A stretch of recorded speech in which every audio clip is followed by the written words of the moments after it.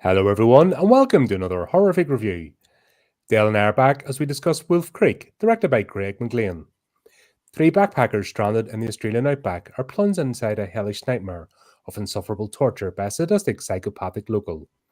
This movie was made on a budget of 1.4 million and brought in 47.8 million at the box office in Australian dollars. Welcome back, Dale. Wow. Merry Christmas to you. Here we are Hello. again. And yeah, that's a huge budget profit. That's Massive. a huge profit. And you can see why, right? Yeah. Yeah. This seems to be how you cleverly spend money to make a good show. Very clever. Very clever. Yes. Yes. It actually explains a lot when you watch the film. Yeah. You can see, obviously, we'll get it when we go through the story, but you can see the bits where the budget was needed. Yep. It looks so simple. That's one thing. This whole Yes. thing looks really simple. Yep. $1.4 million. Yeah. That's cheap compared to what we're used to seeing. So, well, we're watching movies getting splurged out at 200 million plus US dollars. I don't know what the exchange rate is, and they're absolutely crap and they look cheap, they look nasty, and they fail. Yeah. Oh, the whole thing. Yeah, absolutely. This comes out. It's basically an indie movie, and yeah, it's gripping. It's a slow burner. I'll give it that. It's a slow burner. It's not, and even during the dramatic parts, it keeps the same pace, and I think it works. Yep. It does in some instances. Yeah, definitely. Yeah, because the temptation here would be it starts off as a slow burner, and usually a lot of movies then they speed up, towards the end and try and get it all wrapped up with stuff. Yep. And you can tell that, but it's like like the Conjuring universe and all, they do that. They're really bad for that. The movie's near 2 hours long. It's really slow. Last 50 minutes, rush through. And it's crap. You don't do that. It's not good. The viewers don't want to watch that. Or they walk around going, oh, that was a waste of time. 15 minutes of carnage.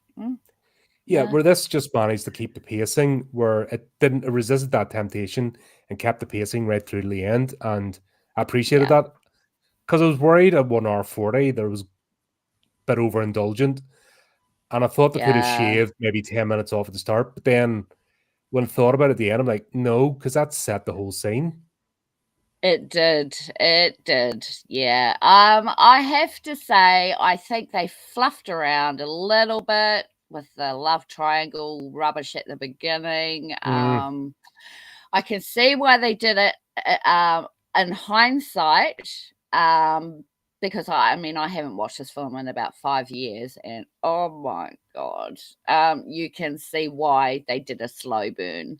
But they could have cut it back a bit, I think, because it was an hour until we got to get into some action. And I think that's too long. I think, looking back now, but it fits in with the genre of horror that was at that time, like Chainsaw Massacre, all those wrong turns and The Hills Have Eyes. There's always that build up there before the carnage, but this blew it out of the water. It's trying to build empathy with the characters. I think that's what it is, and that's what I miss about movies today, that you watch a load of characters, wooden planks walking across the screen, you've no empathy with them. And this is trying to get you to basically get to know the characters and develop a rapport with them before things go down. Now, allegedly, this is based on a true story, but it was very loosely based because of legal reasons.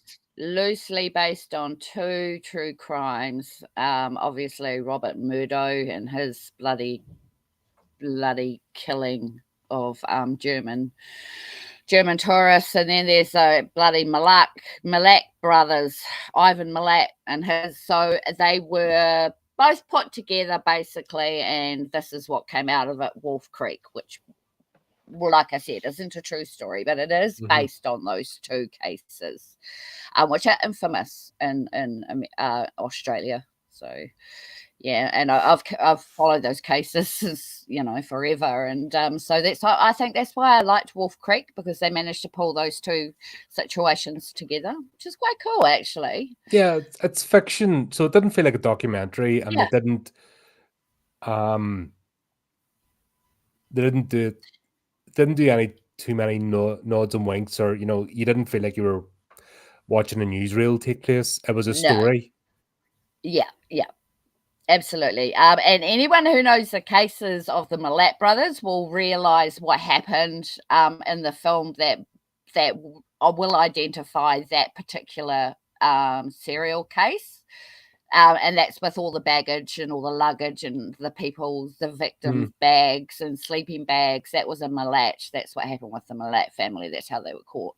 So there are a couple of winks and nods, but not much, not too much to give it away or get them in trouble, because they would have got in trouble. So yeah, it's interesting. It's a very deep film, This is very I found myself asking questions about how it all transpired, because it seemed to be, tinfoil hat conspiracy theory. It felt a bit like The Hostel, where basically an entire country was in on it, if that makes sense. Yes. Because when you go back, you think that. everybody's involved. They have to be. There's no way this is a lone individual. Yeah. And it just seemed a bit. This is where it almost fell off the wheels, because it went a wee bit too far-fetched in some cases where everything fell into place too conveniently. Yes, it did.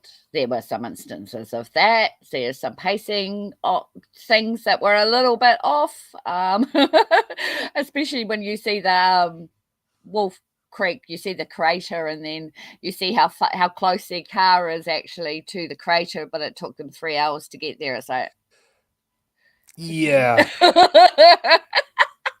That was like, what?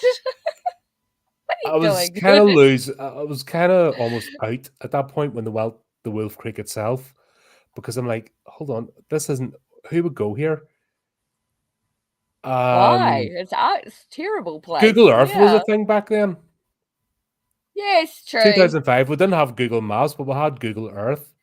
Yes. So I'm pretty sure Wolf Creek was mapped, and if you looked on it, and they had phones, and they were in civilization, so they could have looked and went, "Is this worth looking at?" Yeah. Why the girl's going along with this mission to go in, because he really, really wants to see it, Ben. Welcome, Isabella. Oh, hello.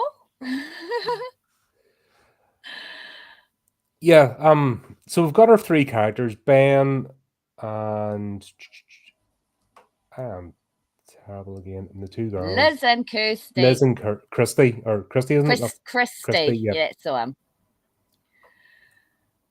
I should Good start. characters. Yeah, I wasn't a fan of Liz. No. She's a wee bit stuck up and bit snarky. Yeah. I think she was supposed to come off like that, I guess. But that's that whole love triangle thing, it's just like, I don't know, but yeah, so there are two British backpackers, they're on holidays through Australia. They meet a local, and they're basically hardcore Australian bogan. Yeah. I couldn't put my finger in what type of character he was. He was a bit of an odd duck. Yeah, he was, wasn't he? He was kind of funny, and then he was serious, and then he had some conspiracy theories, and had a girlfriend back in Sydney, and it was just, that was good to see, but it was a bit, full on, I don't know. Yeah, it was like 80s surfer boy type, totally. You see in the soap operas. Yeah, totally. Yeah. But already, like, he's buying the used car, and God, that was frightening. Yeah, I'm surprised it actually worked. Yeah, he never took it for a test drive or anything, just buys it off the spot, and you're like, really, mate? And this is what you're doing to travel and basically into the wilderness, because I've Yeah. watched a few documentaries and stuff, and people talk about getting into the bush and the sort of equipment you need just for driving. And you're talking about Land Rovers minimum, Yeah. Yeah. Not and a water ring. and fuel and shovels. You Yep, just don't build a beat up. absolutely. Yeah, exactly. Maybe that was shown to see, you know, so we get to see Australians laid back personality. You know, that's what they do. They just buy a $1,500 car and then go into the outback. I thought more people. Maybe I'm wrong, but I thought more people flew in Australia than actually drove. Oh no, they do the big road trips and caravans, motorcycles. Yeah, they do the big Australian road trip. I think it takes like, what's it, 15 days to get from one end to the other or something ridiculous like that. So yeah, I mean, have you been to Australia? It's really vast, No, God, the wilderness. Yeah, it's gorgeous, but it's very isolated in places. So that's why Australians make such good horror movies. yeah, it seems to be if you don't go to, was it Perth or Adelaide, like they're like the main civilization points. Everything else is like barren wilderness. And Oh yeah, yeah, absolutely. Great stuff. yeah. But yeah, that was kind of starting off that there. I've had a few runabouts in my life where I'm going anything more than like 3 hours travel, I'm worried about it, because it's just got a runabout Yeah, to get me to work and back. And I'm like, I'm looking at that thing going, no, no. yeah, no. And it was hitting rocks when it was going up the hill. It was like, oh my God, it's going to bottom out or blow a tire. Oh my God, I hope I you would got a get, spare tire. yeah, I would get being on the motorway, just staying straight, going from one place to another. But they're going Yep. sightseeing and stopping off at random places. Like, no, not nothing. You get that from A to B, and you just pray it makes there, and don't stop. Yeah, absolutely. Eh? Oh no. But yes, obviously it was a setup. So it was Well, setting us up. it But sets the scene, doesn't it, of the, backpackers. We've got basically two middle class girls, sheltered life, university students, haven't really encouraged, they're on their adventure, so to speak. So yeah. they don't understand there's gnarly stuff out there. Like every horror movie, it's usually the types that, are going to get roped in anyway. Yes. Obviously they meet Ben, and I don't know what he's doing. He's on his holidays or something, or just drifting or deciding to do this thing. Yeah. I'm not too sure how he came into the story either, but Well, they met them at the resort. yeah, at the backpackers. Mm. So yeah, and there must have been God, there's some a sort of scene where they're at the party and he jumps in with into the pool with that half board, and even the camera angle, like, mate, you near crack, never mind camera angles or anything. I'm like, mate, you're near gone. Like the way he jumped in, that, like, the pool's only, it's only little, yeah. it's only a Well, tiny thing. He jumps into that ridiculous. thing. You see him fall over and like hair's breadth away from the edge. I'm like, that could have been a real life. Yeah, I know, right? That's yeah. I'm surprised they got away with that, but yeah, at least he wasn't hurt. But that was very close. Yeah, very close. Is this me getting old now that's what I think about when I'm watching movies? Going, oh man, you near whacked yourself. What are you doing? Yeah, no, Health and safety. We're wiser now, see, so we can see these things. Yeah, you don't go jumping in a pool half drunk, freaking. Oh my God, It that wasn't was even the jumping in the dangerous. pool. It's the fact it was the board. It's because he jumped on with the half board, I and the know. half board Oh, carried him along. If he had just jumped in the pool, but the fact that he jumped in the half board and he just missed the edge. Like, you watch that, play it back and watch it. yeah, I did it about 3 times, going, holy shit, that was close. yeah, absolutely. That was nearly an incident Drunk on set. morons. Yeah, exactly. I bet No, that but was the only one shot they did. They yeah, wouldn't have 'cause redone it. like, it's not a real party. They're shooting a scene, and I'm just thinking they've told him to do that, or they've decided that's a good thing for the scene. He's jumped in, and they're bound to have played that back. I went, oh shit, that was close. Let's never do anything like that again. Yeah. Exactly. Oh, yeah, that's a one-timer, that was. But so they decide they're going to try. They're basically, he wants to get to Adelaide, or Sydney, isn't it? He's wanting to get to something like that. yeah. Sydney, I think. Yeah, something like that. He's traveling back. He's went off. He's partying or whatever, and he's traveling back. And obviously, the girls are going to go back with them. This is all part of their journey. So they buy this car, and that's it. That's how they're getting back. Yep. I'd have got the bus myself. Me too. Or hitched a ride. Well, they may as well have hitched. Seriously. Yeah. They probably would have been in a better state. But honestly, the stop off at Emu Creek, and to me, that was more frightening than Wolf Creek. God. Yeah, I know. What a town, eh? They're little trucking towns. Like the miserable bar where everyone's sitting in kitchen furniture. Like, yeah, bar flies. Yeah, my goodness. God, weren't they a bit weird? Oh, they all had the one DNA strain. Oh, yeah, definitely. They all shared the same.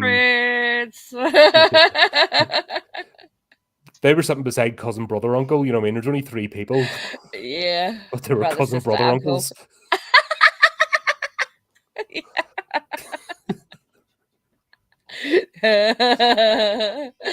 Yeah, damn inbreds. Oh, God, that was I had to say it.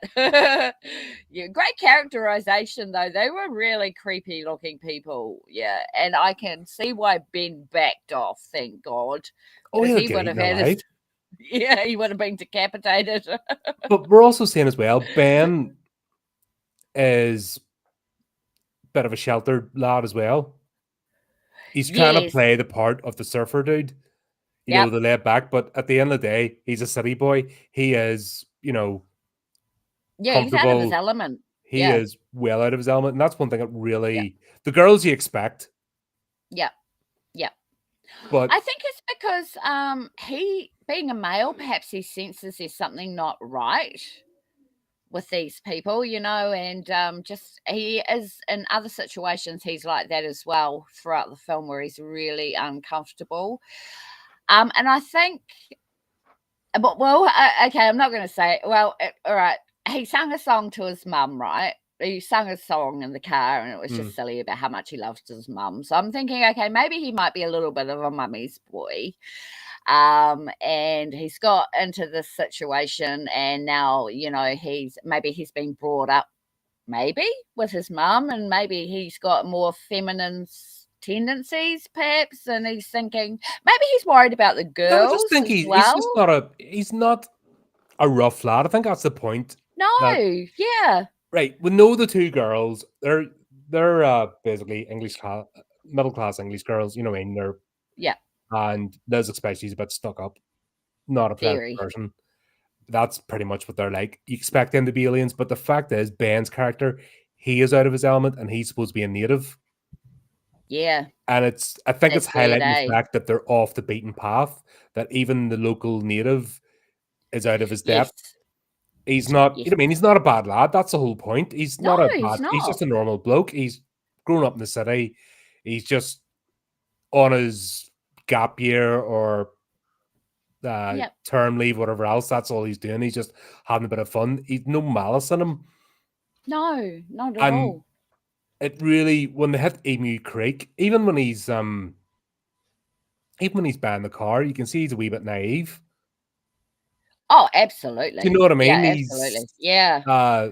He's teamed up very because young. They don't want to travel alone. There's a partnership here of they don't want to travel alone. It makes sense for them to club together. There's no maliciousness. It makes sense. We would do it if we were in the same position. Oh, right, we're all heading this direction. Yeah, let's make life easy for ourselves. Boom. Yep.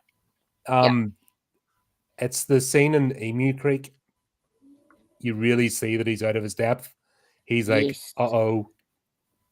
He's probably never been to this place in his life or anywhere like it. No. So you expect the 2 girls, but then they realize that he's not the knight in shining armor. Even though he's Australian, it doesn't mean you're local. It'd be like me going to the back of beyond somewhere. You know, I grew up close to the city, not that, but if I went right into the sticks, even in Northern Ireland's only a small country, you know, if you had me stood beside somebody from the like real country, would sound and act completely different. Yep. If that makes sense. Absolutely. There's places here in New Zealand you don't want to drive down to either. You know that if your car broke down, you're a goner. So you don't go to certain places, you know, and the locals know that, you know, we all know which places you're not supposed to go to. So I guess maybe he's just going for the ride, and then, you know, they've ended up in this blimmin' one of those truck stop places out in the boondocks, and which they aren't actually like that, I have to say, because I've stayed at some trucking places over in Perth. Oh yeah, it's a stereo. It's a horror movie stereotype. If it all went nice and fluffy, it wouldn't be a horror movie. That's it. They've cottoned onto that trope there that was around, you know, the same time as the chainsaw massacres and all that sort of stuff. So they've taken the Hollywood format but made it their own, which is really good, because not a lot of Australian horrors are like Wolf Creek. This was, I think, one of the most vicious ones possibly to come out. Like New Zealand, Australia mainly does horror comedy.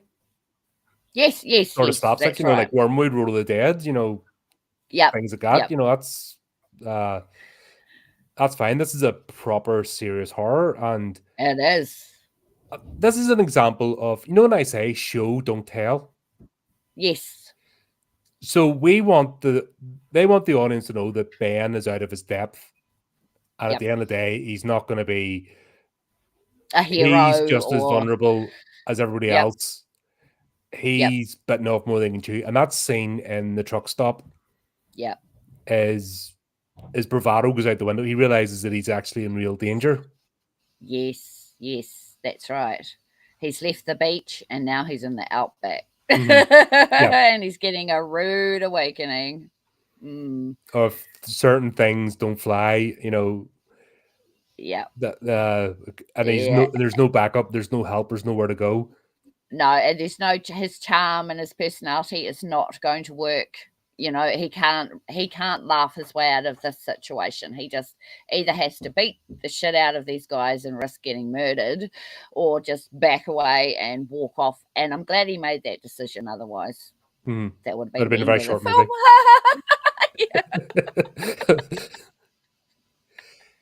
Yeah. But that's just an example of show don't tell. You know, we see exactly what he's out of his element, and that becomes prevalent later. So all the bravado, when it's easy to be brave, and it's all easy to be puff your chest out when you're safe. Look at the internet. Yes. Look at all the brave people that hide behind avatars, and they're going to do this to you, they're going to do that to you, and they're going to do the other thing. Yeah. You know, and you're like, okay. Yeah. Okay. Yeah. Right. Yeah. I believe you. Yeah. But we don't get a 30-minute exposition explaining that. We get right. Yep. One scene, about 3 minutes long, tells us everything we need to know. That's right. Brilliant. Brilliantly done. Absolutely. And I like the characterizations that, okay, I might have said, you know, it was a bit fluffing around in that, but we do get to see their characters and how they, so that's good. It's setting us up for what's going to happen later. So, and I think at this stage we are investing in the characters a little bit. Not so much Liz, but the other two, Ben and Christy, definitely. You know. So, yeah, and that's But once again, it would be unfair to say Liz isn't horrible. She's just a product of her environment as well. Yeah. That's how she speaks to people. And also she's somebody that's never been told no. Oh, yeah. In fact, the two of them, the two of them are the fact they're going to Australia on their own and stuff, not, young age, they're products of their environment. Yes, that's right. This is a dose of reality of not everywhere is your nice little safe North London bubble sort of, your little suburb. No. This is the real world where bad things happen. Yeah. Yep. And Australia's a huge place, so you have to pick wisely where you want to go. Mm-hmm. So, and those backpackers just backpacking around and stuff like that. I mean, that's not even. I think that's just a dangerous thing to do nowadays. Oh, I today wouldn't want you my wouldn't kid. even dream of doing it. No, and it wasn't that long ago that we were able to do that, backpacking and stuff. And then Hostel comes out, and then next minute, no one's going to Amsterdam. And, it's horror doing a disservice What was it? to tourism. Where was that? Slovakia. The Slovakian tourist industry put in a complaint about that movie because it effectively killed their tourism industry. It would have. Of course. Of course. I mean, oh my God.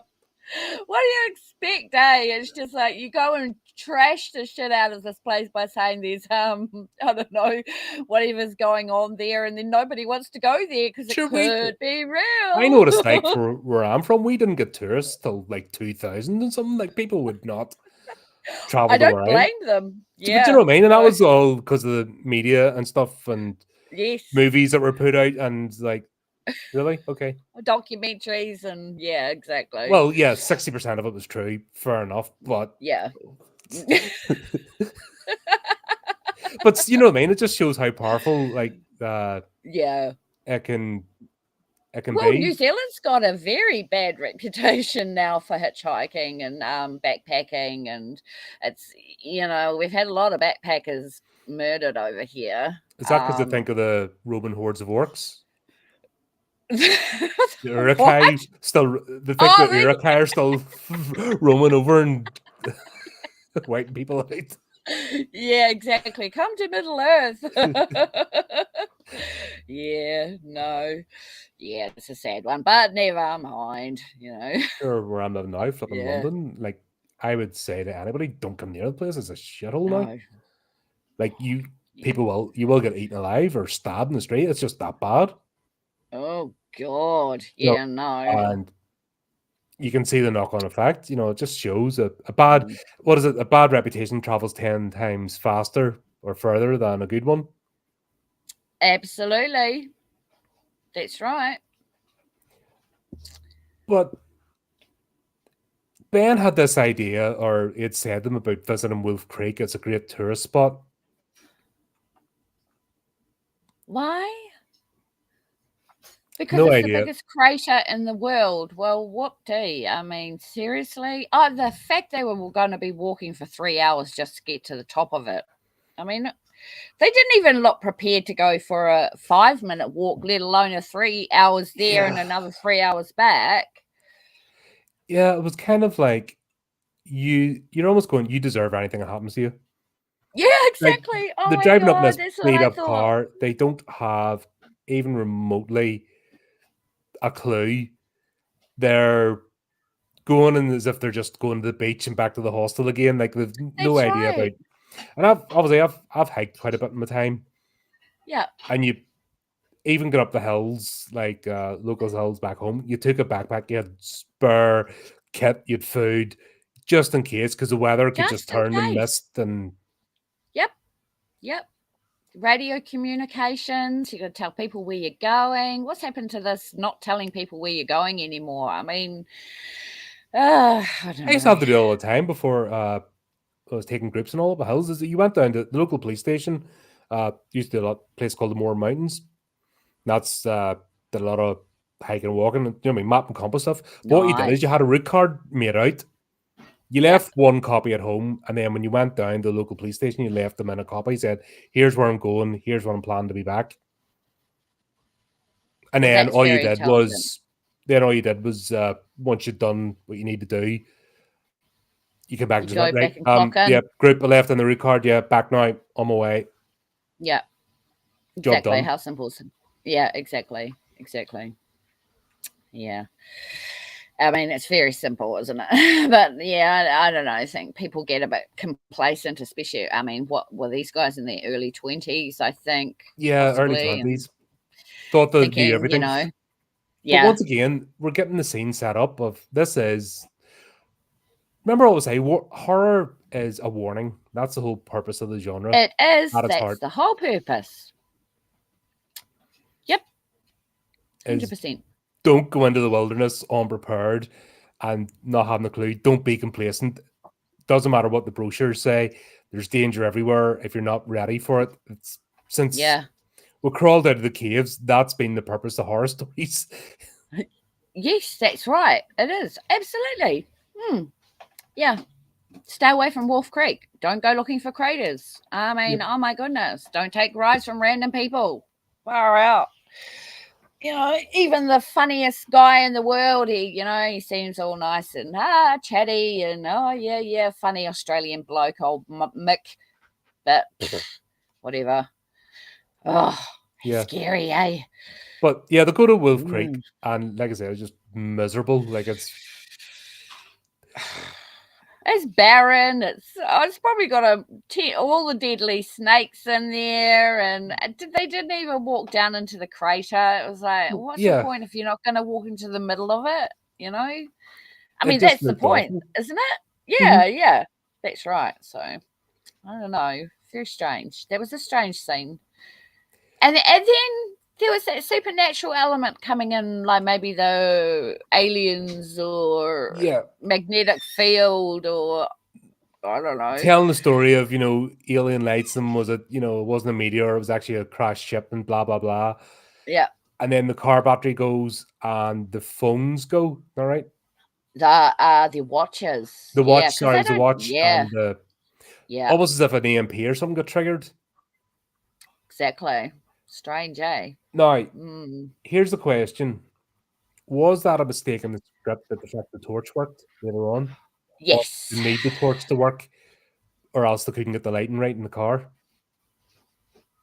Wow. See, and they had to sort of let go the plot I was confused. That did have me wondering, okay, there's obviously a plot fail here, because the torch would not work if, say, it was a magnetic field and it was an alien place, the phones wouldn't work, your car wouldn't work, your battery wouldn't work. So why the hell were the lights on?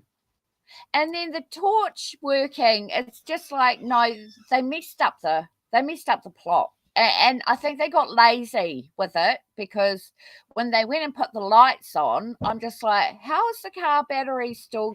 Okay, the battery will go for a little while, but if they're traveling for 3 hours with a battery that's not charging, there's no way those lights are going to stay on.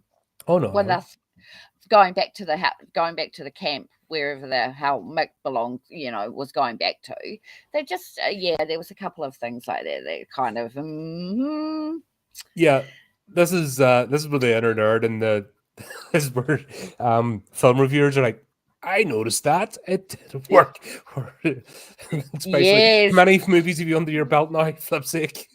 Yeah, exactly. You start to notice things. You're like, hold on, that doesn't make sense.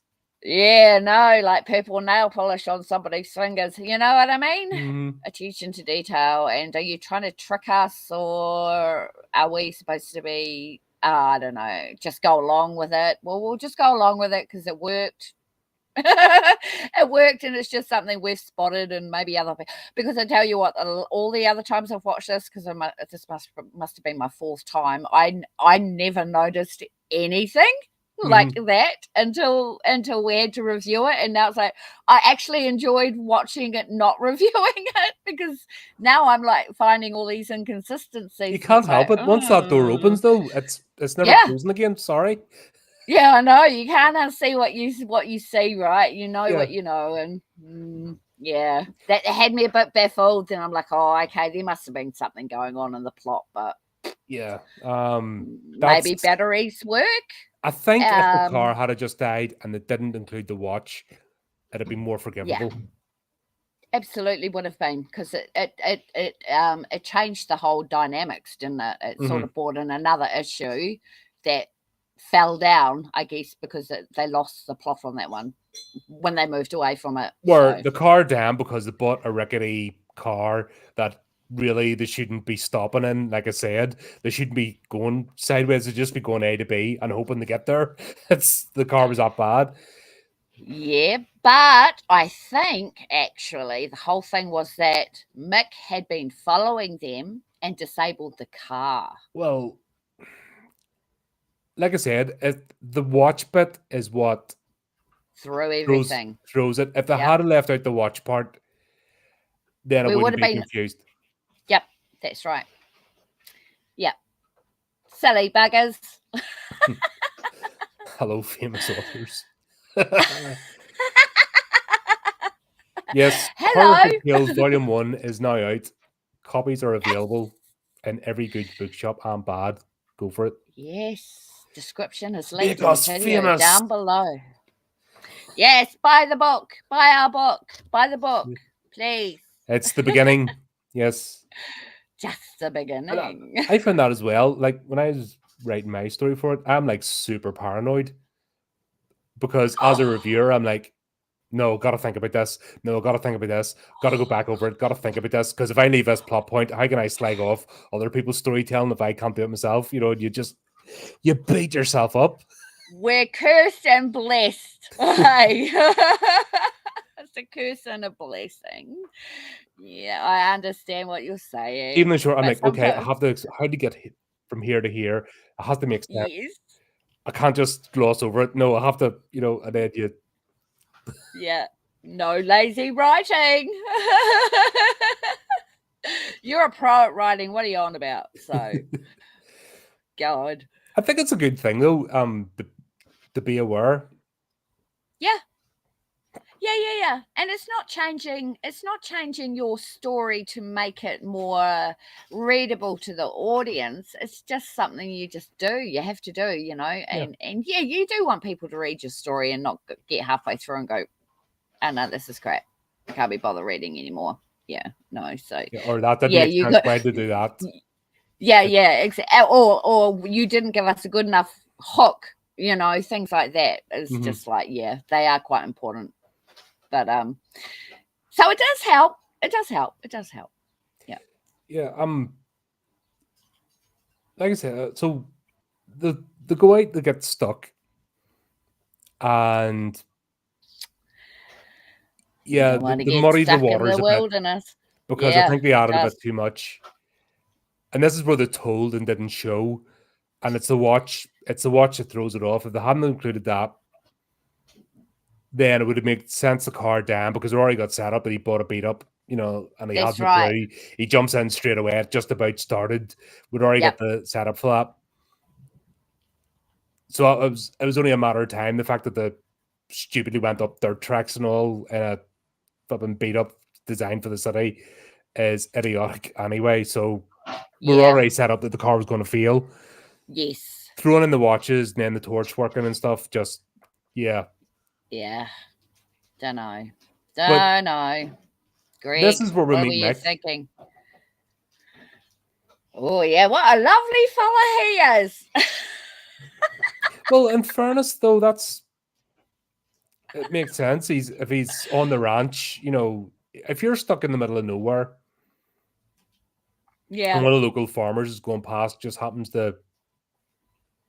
But once again, what was he going up there for? Because that track leads to nowhere apart from into Wolf Creek. Yeah, no, I think he said he was setting up some traps or some rubbish anyway. It didn't. Yeah, I don't know. Yeah, I think it was he was setting traps up for some sort of animal. Yeah, which I don't believe. Obviously, no, obviously not. But lo and behold, you can instantly see, and I think the scene in Emu Creek makes more sense because even Ben, the local, is out of his depth, and that like I said, it all sets up the fact that they're out of their depth. They're completely they've bitten off more than they can chew. They shouldn't be there. You know, it was stupidity. And when a native can turn around and say and feel so uncomfortable and a bit worried about going away with this guy Mick, who he doesn't know, And I think he's just worried that, the girls, and he doesn't want them to be there. So he just decides to do it, because, well, what you options kind do of you have? trust.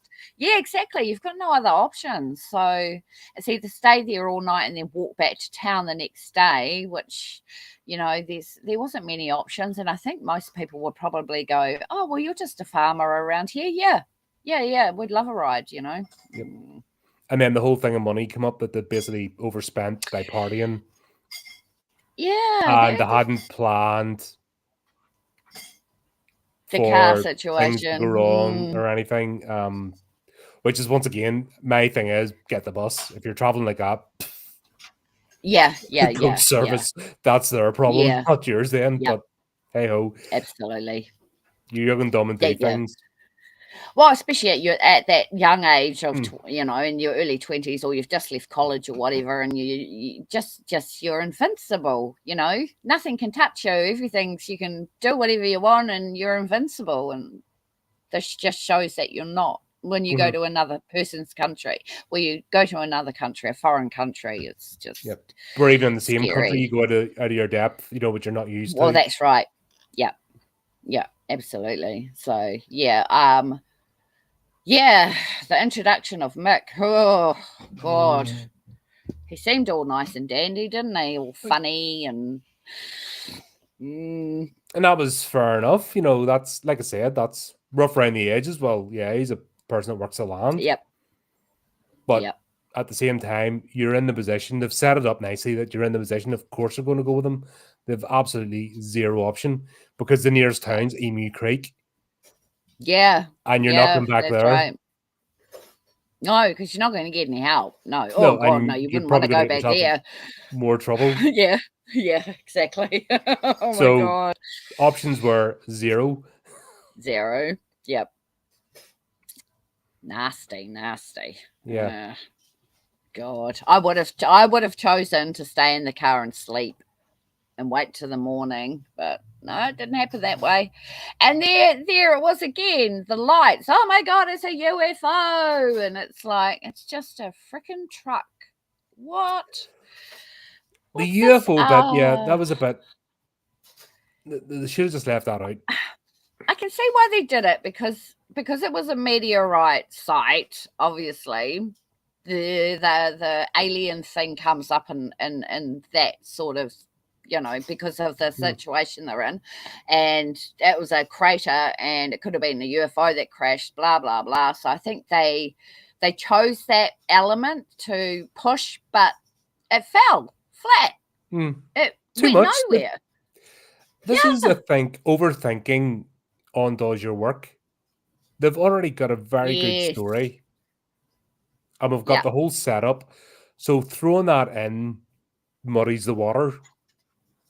Yeah, absolutely. But it confused the viewer to no end, I mean, I think what they're doing is the graphics are so intense that we are invested in it because of that. So they're trying to, I don't know if they got lazy or, just, I don't know. I don't know what happened. Because it's loosely based on a true story and maybe something in the back of their head. Because I don't think this was a lazy film. Well, I don't either. But because I thought it was a very well put together, very simple, straightforward A to B. Yes. And it was character driven, which I love. Yes, I love it too. You give me a good set of characters, I don't need special effects. I don't need green screen. I don't need $200 million budget. And this is what I got. Exactly. Could this have been a bit of unsurety with the creators, that they thought that they had to throw in something to take it away from the actual true crime element that these are loosely based on? Possibly. And they thought they had to throw something in just to make it, but it turned out not to be the right decision. It turned out to be the right, not the right decision at all. But it didn't derail the whole story. Let's put it in perspective. Yes, that's what I was going to say. Yeah. From a viewer's point of view, without reviewing it, those things all make sense. You know what I mean? So without reviewing it, they make sense. But when you're reviewing, it's like, no, that's inconsistent. It's not right. But, you know, most people are just like, well, by the end of the film, they're like, well, that was awesome, you know, because of what happens afterwards. Mm-hmm. So all the build up, there's a little bit of confusion with the maybe writing or the plot. They've chucked in some stuff there to throw us off. And I don't know why people bring things in like that don't necessarily need to be there, but well, we've all done it. I've done it in my stories. A bit of self-doubt going, this needs something else. And I've thrown things in. And then you overwork like my first book, it. flip's sake, I've done it. I've thrown things in there that have made, oh, why have I done that? That's, oh, and it was just self-doubt or thinking that I haven't put enough in, that maybe it's too simple. Me understanding, I'm very much an A to B person. Yeah. And I have to, like, especially when you're being creative, you have to be a bit more flowery. Oh yeah, without a doubt. You know what I mean? You have to give that wee bit extra. It's not an instruction manual, and I've been guilty of that. Of, oh god, this thing needs more because I haven't put enough in here. And sure enough, you throw things in that don't necessarily work, and that's, you know, see my and review, then you end up taking them out. Week, it's, you know, people have found that. Other people have loved it, glossed over, but people are looking. I've seen the bits, and once again, no malice. I get it. No, yeah. But it made me think, like, when I put my second one out, I was a lot better. You know, I tidied it up. I didn't worry about it. Yeah. That's good. That's you know what I mean? I took what I was told from the first one, and I understood when I thought about it. That's that whole thing about developing a thick skin, isn't it? And disassociating and not being precious about things. Yes, absolutely. Yeah. Take criticism, you know, as you want to take it, you know, whatever. Like, I know a very difficult review for you is going to be on Undying Love. Why is that? Well, are you know what I mean? It's your story. It's been made into a film. Yeah. When that comes out and you watch it, are you gonna be able to disassociate to give it a fair review? I don't know. You know what I'm saying? Actually, that's a conflict of interest. Isn't it? It is. But there's a good mental exercise, though, isn't it? That actually, you've got a point there. You really do, yeah. But hey, I only wrote it. I have nothing. No, but you know what I mean. It's still there's a good mental exercise.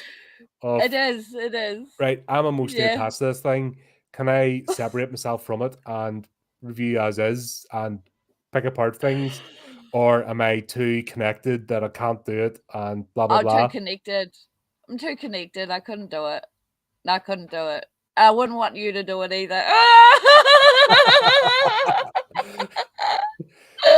You stay away from Undying Love. I thought that. I was like, you're going to watch it first, and I'll know what you think. If you ban me from looking at it, reviewing it. We're no longer friends anymore. This is how friendships and partnerships just die. Yes. So you and I are not going to be reviewing Undying Love, and I'm certainly not doing it. Yeah. Poor Clint will be like, what the hell? Yeah. No. I'll be like, oh God, great acting. You looked amazing. I loved it. The story's fantastic. Oh, crikey. Yeah. But yeah, they're in this this position, and God, that's, you know, nobody wants to be in that position, but that's it. And sure enough, Mick's taking them away, and even when they're in the car, Ben's trying to keep a positive yes, outlook, he is. but even he's starting to twitch a bit that we're going even more off the beaten track than the known tourist spot.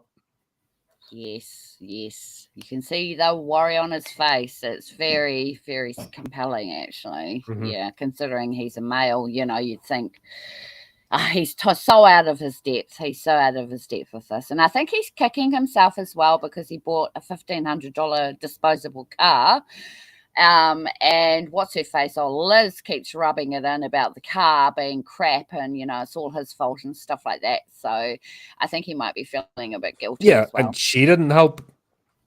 No, she didn't help at all. No. She didn't go with them. She didn't pick it. Nothing to do with it. And once again, this is the whole... People talk about stereotypes, etc., and gender inequality. But there you go. You're a bloke. You automatically know about cars. You fix it. You sort it. You perfect this. And like, I don't know anything about cars. I've done a basic mechanics course for tanks. And I just about scraped past it. Like, you point me at an engine and I go, huh? But I have no qualms about admitting that. Yeah, absolutely. Oh, no. Just because you're a guy does not mean you know how to fix a car. Yeah. Bloody hell. Or there's a reason why mechanics get paid very well and they deserve it, because that's a whole skill set. And especially today, the cars are ridiculous now. But, everything has to have a computer put into it now because of all the electronics. Yeah, that's right. So it's not exactly hit it with a hammer and it'll work. Engines have evolved. Yeah. Even over the 20th century. Never mind in the 21st. Yes. So you see that straight away. Liz, sheltered upbringing, she expects things to be a certain way, never been told no in her life, and then now they're hitting adversity. Her instinct is to lash out. Yeah. Which makes the brief love triangle thing, it's almost like Christy pointed him in her direction to keep the peace. Oh, yeah. Because she knew if she went for him, life would be insufferable. Liz is one of these people that has to have everything her way. Yep. Oh, yeah. God, yeah. Yeah, absolutely. She manipulated them getting together, totally. So, for her own benefit. Yeah. Mm-hmm. Yeah. So, yeah. Oh, well. But that's, that didn't take away from the story. Like, today, if that was done, that would have been the whole story. And this is where that's what we would have focused on. Oh, absolutely. Yeah. And it would have taken over, and that would have been overplayed and would have just distracted from everything. But it was just these are people, this is what happens. People go on holiday, young, full of hormones, blah, blah, blah. Of course, it's going to happen. Yeah. There's always going to be that element there. Traveling, like, really in close confines of each other. Yeah. Yep. Yeah, Fair you enough. see that. Yep. You see that with their having to sleep on the same bed with their feet up and all that sort of stuff. And yeah. And that's, that's fine, but they're just showing the humanity. Yeah. I think that's what the point of that was showing the humanity. So it didn't overtake. Yeah. No, and it was a good characterization. Once again, I think we're not liking Liz. So when we see what happens to her, it's we're not emotionally invested in her, so that we can concentrate on what's going on, and we can concentrate on Mick being his character instead of us being, oh no, look what's happening to Liz. It's like, and it's also showing a redemption arc as well, that we have written her character off. Yeah. But that's right. Yep. We've written her character off, but when the push comes to shove, she's a true friend. Yeah, that's right. Yes. Good play, eh? So once again, there's clever writing. So apart from that one blip, which I honestly think was, I honestly think they've sat around the writing room, we'll have to throw something else in to not make this too close to these cases in case we're getting bother. And that's what they've done. And it was a tiny blip, honestly. It just confused me, but the rest of the story, like, it doesn't last the whole way through it. No, not at all. And thankfully, it's only nerds like us now that pick up and stuff like that, because that's what we do. Yeah, exactly. So it's such a good. I'm so glad you enjoyed it, because I was a bit worried about whether or not you'd like it. No, this is actually, believe it or not, my sort of movie. Yeah, good. Like, honestly, I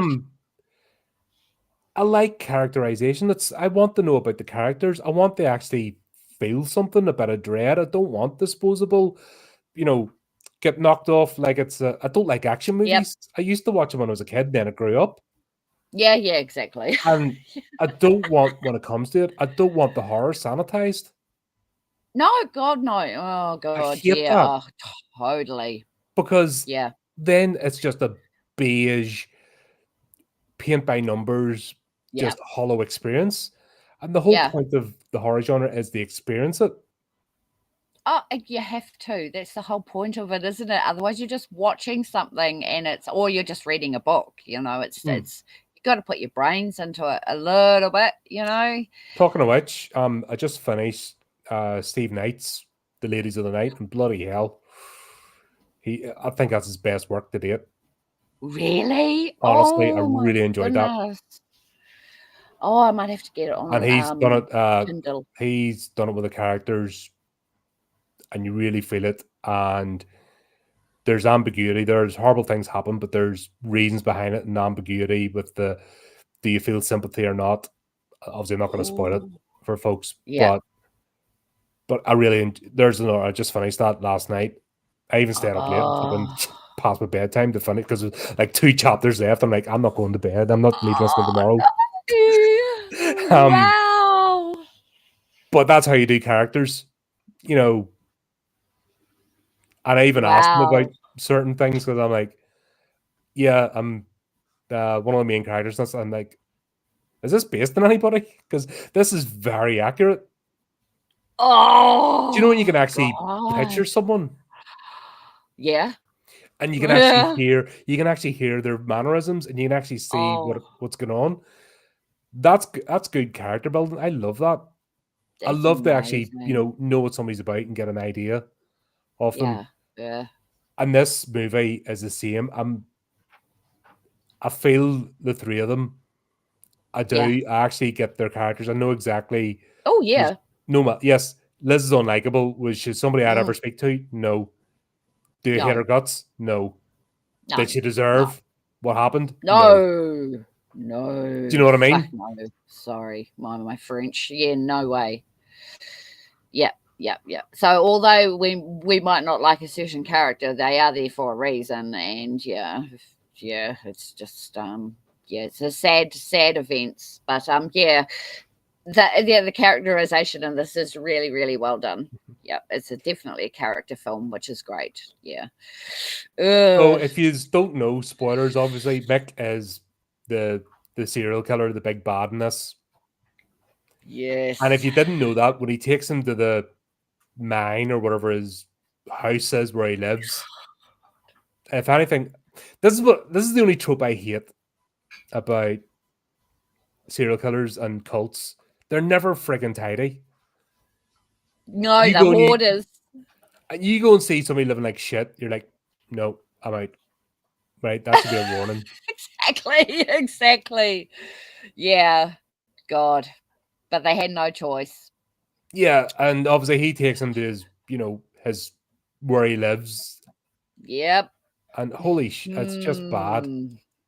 It's bad. It's It's in yeah. Was it a tin mine or something? It was a metal mine of some description. Some sort of iron mine or something. Iron, Yeah, that was I it. don't. Iron. I knew it was a metal mine of something, right? Yeah, it's something like that. Yeah, It was an abandoned iron yeah. mine, and the town, even the part of the nearest town, just up sticks and left. Died, ghost town. Yes, just died. Yeah, which is what happens when ghost town. Yeah, ghost towns There's when mines crap close everywhere. There's down. puddles of water. It's just unkept. Oh, there's outbuildings here and there, and shacks, and litter car parts galore. It's just it's a typical American sort of place in Australia. Yeah. Yeah, Yeah. You know what I mean? the, Yeah, the sort of junkyard dog type person, yes, and just yes. That's what I saw. That's what I saw, and I thought, yeah. So, but yeah, no, it worked. It worked. oh yeah, Yeah, it screams at huge you place. danger. Yeah. Oh, God, yeah. Yeah, but they can't see it at night, right? So they don't really know how. But mind you, it was quite well lit up. So I don't know. Yeah, scary looking place. I wouldn't want to go there. No. Just even if nothing else, you get No. hepatitis. Yeah. Oh God. it's almost like a survivalist or something. So they're sitting around the fire and stuff, and he's giving them water and stuff to drink and all. I couldn't help laugh because he's talking to them about about hunting and stuff and that, and he says fair dinkum, and I'm like, I haven't heard that since Neighbours in the 80s. Neighbours, yeah. Fair dinkum. No, oh my god, yeah, that's an old one. yeah. Have you seen The Glory that was Prisoner Cell Block H?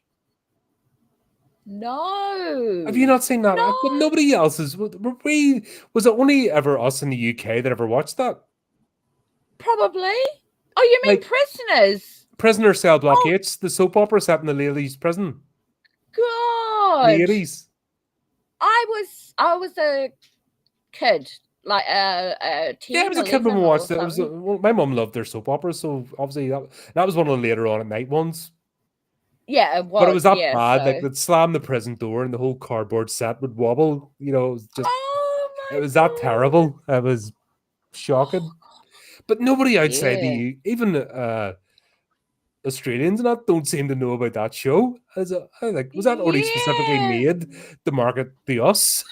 I think so, because they did a lot of that. Yeah, they did. They did, because a lot of Australians are moving to the UK.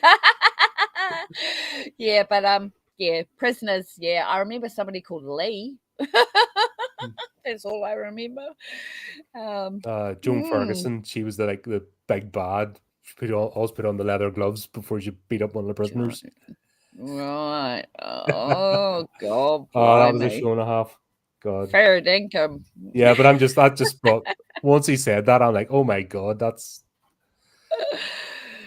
Nobody says that anymore, do they? Oh my God. It's like Americans saying dude, isn't it? Yeah, dude. Oh my God. Or far out. It's that sort of. Oh God. Oh, me and my awesome. Everything's awesome. Mm-hmm. I don't know why. Hey, we all have idiosyncrasies, Yeah. So fair income. Yeah. Ours is bitchy or snort a weaker or with loads of weird stuff, but nobody understands us. That doesn't even sound English. Oh dear. Oh. Back to what I'm saying, you put me beside somebody from the proper country, and yeah. Oh no. Haven't found anybody. There's only ever been one horror creator, but she never really engaged. That sort of commented on her videos and stuff. But there's only one person I've ever seen in the horror sphere from my land. That's not a thing. Yeah. If you're a horror fan, you're an outcast. You're a nerd. You're very. Yes, I've got a friend, Jay, that lives over in Ireland. He used to come on to our chats. He doesn't come on anymore. I don't know why. Oh, that's right. He works now. But yeah, he's from Belfast. Yeah. So there is another person. But once again, it's funny because nobody actually making videos and stuff about horrors. No. Well, your whole place is built on horror, wasn't it? The whole blooming IRA stuff on there. Are you even allowed to talk about stuff like that? It's better just leaving it out because I don't do politics on the channel anyway. Yeah, no. Nothing I want to that's what people think about when we think of That's what I said. It was all the movies. We didn't get tourists until 2000s. Yeah. No, I know. And then it used to be, you can see why though, eh? Who are you? Yeah. Somebody foreign arriving. What are you doing here? Well, what are you doing here? How did you even know we existed? Funny. God, that's but this thing just escalates. They're around the barrel with the flaming barrel, and they're sitting there. Next thing you know, they're asleep, and Liz wakes up and she's tied up. Yes. No. Christy's tied up. No, Christy's the one in the barn. Liz is the snobby one, the thinner one. She's the one that's tied up in the sort of hut. She wakes up too. Have I got them mixed up? I think you I have. have got them mixed up. I have got them mixed up. Oh, now that explains. Okay, all right. That's that. Christy was lovely, right? which makes what happens to her more tragic. Right. Oh God, how did I get their names mixed up? Because, to be honest, their names aren't said that often. No, they're not. They're not actually.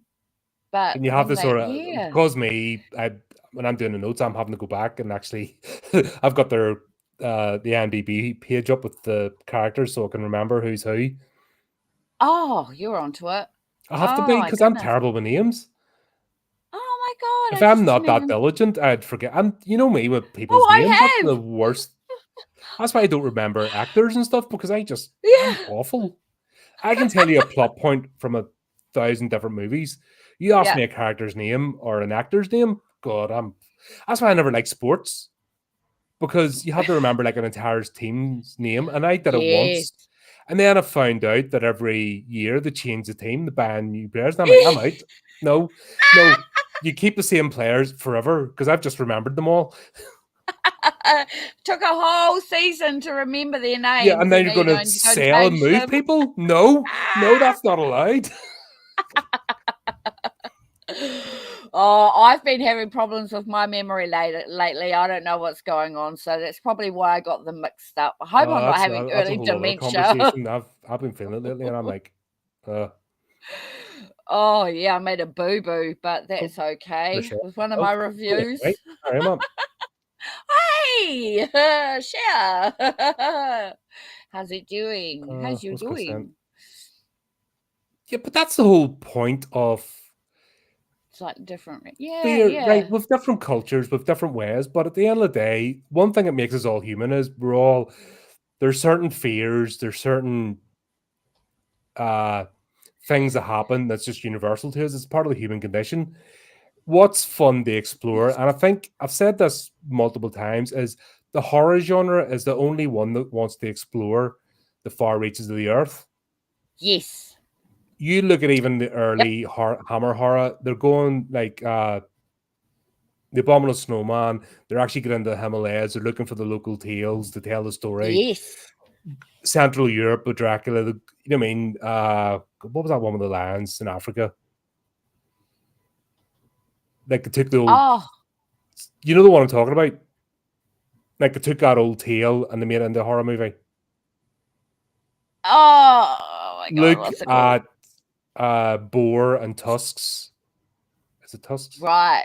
The one set in the outback with the Razorbacks and the one set in Canada and parts of America, the cryptids. You know what I mean? That's one thing the horror genre loves to do is embrace other cultures and find out their stories and tell them. Look at Hong Kong horror movies and look at Japanese, like not the film because that was terrible, Death Note, but the series, the original series, the Shimagaze, you know, the Japanese demons. There's loads of stuff out there, and that's one thing as a horror fan we're hungry for: new stories and things being told, and new cultures, and what their myths and legends are really like. You know, everybody's into the skinwalkers, you know, and that's that's you know Native American, exactly, Hollywood don't have a clue. They're idiots. They call everybody this, that, and the other. But at the end of the day, they can only see stuff through Southern California. That's their entire worldview. It is. It's that's one thing that will always be set apart as horror fans, and I'll say that is that we genuinely want to share culture, but don't want to dilute and take over. We just want to go. Okay, what are your stories? Oh, cool. Yes. Tanafa. When we're watching, I'd never heard of Tanafa before. Yeah, Wellington Paranormal. Yes, it's Tanifa. Yeah, Tanifa. Yes. So, yes, the Ghost in the Darkness. Right. Yeah. The Ghost in the Dark. Yeah, that's about the killer lands. You know, it was busy as a spirit. You know, that supposed to take over the body of a lion, and they didn't know whether it was an actual lion, you know, man-eating lion or a supernatural being, and they turned it into a movie. Yeah, no, I didn't. I haven't seen it. Wow. Oh, it's 8 years old. Sounds, I think it was the 90s that came out. They're talking Oh about my remaking it. I goodness. think they're remaking it with flipping Idris Elba, and it looks stupid. I don't know if that's actually come out yet. Wow. Oh, there's a lot of things going on. A Well, that lot of was movies coming. Oh God. well, the writer's strike they had kind of put everything back, and That plus plus the actors. Hollywood Yeah. shit, and they'll never. That's the problem. They'll look at the stories, then they have to Americanize it. Look what they did with That's what they do. Speak No Evil. Yes. Speak No Evil. That was a great. That's gripping. If you haven't seen that, that's set in Holland. Colin, See No Evil. Oh right. Yeah. It's I'm basically a sure I've Danish couple seen meets that. a couple, Dutch couple, and events. And that's really dark. And then, of course, 2 years later, the Americans decided to remake it and they sanitized it and made it shit. Oh, right. And I like I see. said, I've just seen the highlights and I've seen enough. Don't need to watch it. Yep. Yeah, I just And I don't heard know how why they they do sanitized that. the ending, so I'm like, yeah, done. No interest. Yeah, nah. That's not Yeah. That's not diversity. That's not embracing other cultures. That's No. rewriting cultures. That's completely That different. is. It's insulting and it's disrespectful, really, at the end of the day. So they don't care, they want to be all inclusive and they want to have the token characters and they want to have this and that. Yet at the end of the day, they actually are doing an injustice, to other people's cultures and to other people's belief systems and stuff like that. I mean, I don't know. I don't know if it's an American thing or a Hollywood thing. That's a I mean, Hollywood because thing. It's just, Americans I've can't see seen them in America. They think they're in the entire world, Oh, they do. I mean, I've seen them going to some places that they actually are not supposed to go to. It's actually like, as we say in New Zealand, tapu. It's like bad luck. You don't go into the Japanese suicide forest and take fucking photos. I mean, you don't walk around chasing after the geisha ladies in Japan and taking photos of them. It's illegal. You're not even allowed to stand there and take proper footage of the pyramids, But oh no, Americans can do it.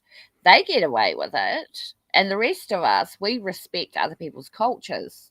So I'm not slagging off America. It's just it's kind of the reasoning behind why they don't give a shit about annihilating other people's cultures because they have no respect. Yeah.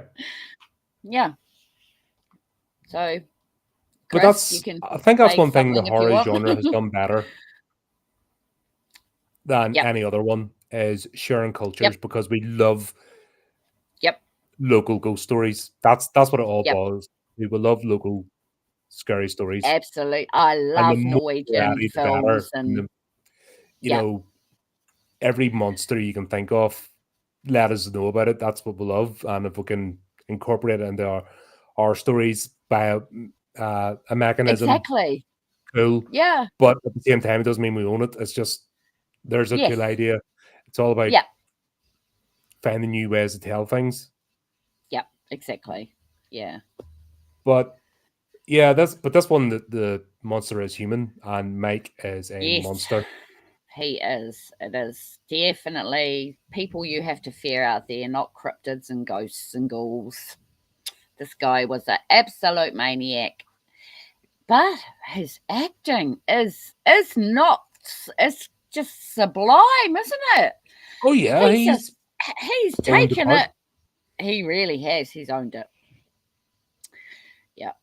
Oh, like I bet you when as he gets out of costume, his dungarees and stuff, and he puts on his suit that you wouldn't even recognize him. He does. No, because I've seen quite a few things about him in the background going on, and he looks the same, but he looks different. He's a very distinguished looking older gentleman now. He's been through a lot of crap as an actor, accused of a lot of things that actually were false. So he nearly had his career ruined because of this, but there was nothing. But I don't know. He did such a great job. It was a bit scary. I was just like... It was the same as the guy that played, in The Lovely Bones? Yes. The actor that played the serial killer in Lovely Bones? He was the same. Yep. He just owned that part. And even though he didn't put prosthetics or anything on, when he's just not in that zone, he looks completely different. Because when he's in the Kingsman, for example, he's completely different. You wouldn't even put the two together. Yeah, exactly. It's great when you see that they can do different roles and still pull it off, So I mean, Mick, whatever, I've forgotten the actor's name, but he'll always be remembered for Wolf Creek, no matter what he does after this or before then. This is his niche, he makes a really good psychopath. Yeah. So he's basically, they're now his playthings. Yep.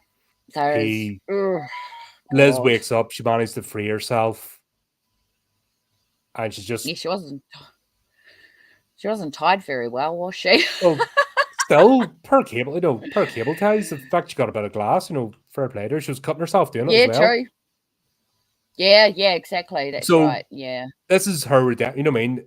Despite her being unlikable, as in someone, you have to be really good friends, or maybe under, we've all got one of them friends. Hi, Chris. Yeah.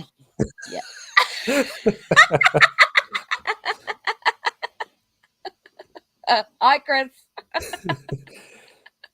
But you know what I mean? This is where you see her strength of character. The fact that she's not going to sit there and cry. She's like, right, I need outlets. Yes. She gets out, trying to figure out what the hell, and then she hears Christy screaming. Yeah. Oh, and then that's where the full brutality of this movie, of what the hell's happening. Yeah. Just... Yep. Yeah, that wasn't good. From here on is the reason why this did so well. All the fluffing about in the beginning, we can tolerate that because of what happens in the last 15 minutes. There's more than 15 minutes. Good 50. Half an hour. 50. I was going to say, the other half of the movie is just brutalization, but it's the same pacing. Mick is taking his time. He is in no rush. He is in control. We as the audience are not being spared any of this. I had to turn away a couple of times. I had to turn away, and I hate to admit it, but yeah, there were some gross scenes in there that, oh God. And plus, not just what we're physically seeing, but what was implied that's went on. Like, he's been working on her for a few hours. Yeah, we can hear it, we can see it, we can feel it. It's just visceral. One of the past victims is nailed to the wall, so even when they're done with, they're still left there. Mm-hmm. Oh God. Yeah, no. That was full on. And which makes the fluffing around in the beginning bearable because of it, because you forget about all of that because you've already gained everything from that. Yep. And now we're coming to the nitty-gritty. Yep. And I it's think very as well, believable. Getting to know the characters. This wouldn't have had the impact if we didn't know the characters. No, not at all. No. It would have just been a gore fest. Yeah, like a Hostel or something where you just switch off and you disassociate. Right. There's no disassociating. No, because you're not going to go to Prague, right? In the near distance future, but that there is a possibility you could go to Australia. So it's a little bit, you being in the UK, me in New Zealand, we're all connected to Australia somehow. So it does make this very believable. God, some of the stuff he does. Yeah, and he just absolutely, like, he's brutalizing Christy. He's no hurry. He's in complete control, working the go. Yeah. God. I can't even say he's an animal because I love animals. He's a monster. Oh, yeah. I hate people using animal analogy anyway with humans. It's not fair on animals. It fucks me off. Yeah. Sorry. But no, he's a monster. That's the best way. He's a monster. He absolutely doing this for the thrill of the hunt. Yeah. He's well practiced. Yeah. This isn't his first rodeo. No. Even before the other reveals, like, he is it. Yep. He's got a system. He's down to pat. Yep. And it's about inflicting suffering. Yep. for his own desires and ugh, and he even boasts with how long he kept the previous victim alive. Yeah. Just scary, man. Scary, terrifying. Here's the thing as well. Ben is suspiciously absent. Yes, I noticed that. And it's a bit of a misdirect because you start to think, is he part of this? I was starting to think, was he part of this? Yep. I think that they did that deliberately to make us think possibly that he was involved somehow. But then when you learn the truth, it's yeah. Oh yeah, I'm just saying that was a good misdirect where the wonder, thing yeah. wasn't. Yeah, exactly. Yeah. Yeah, that's nasty. But yeah, because it took a while to find out where he was. It was just like, it was all this stuff going on there. And then it's like, well, is that Ben hanging up there?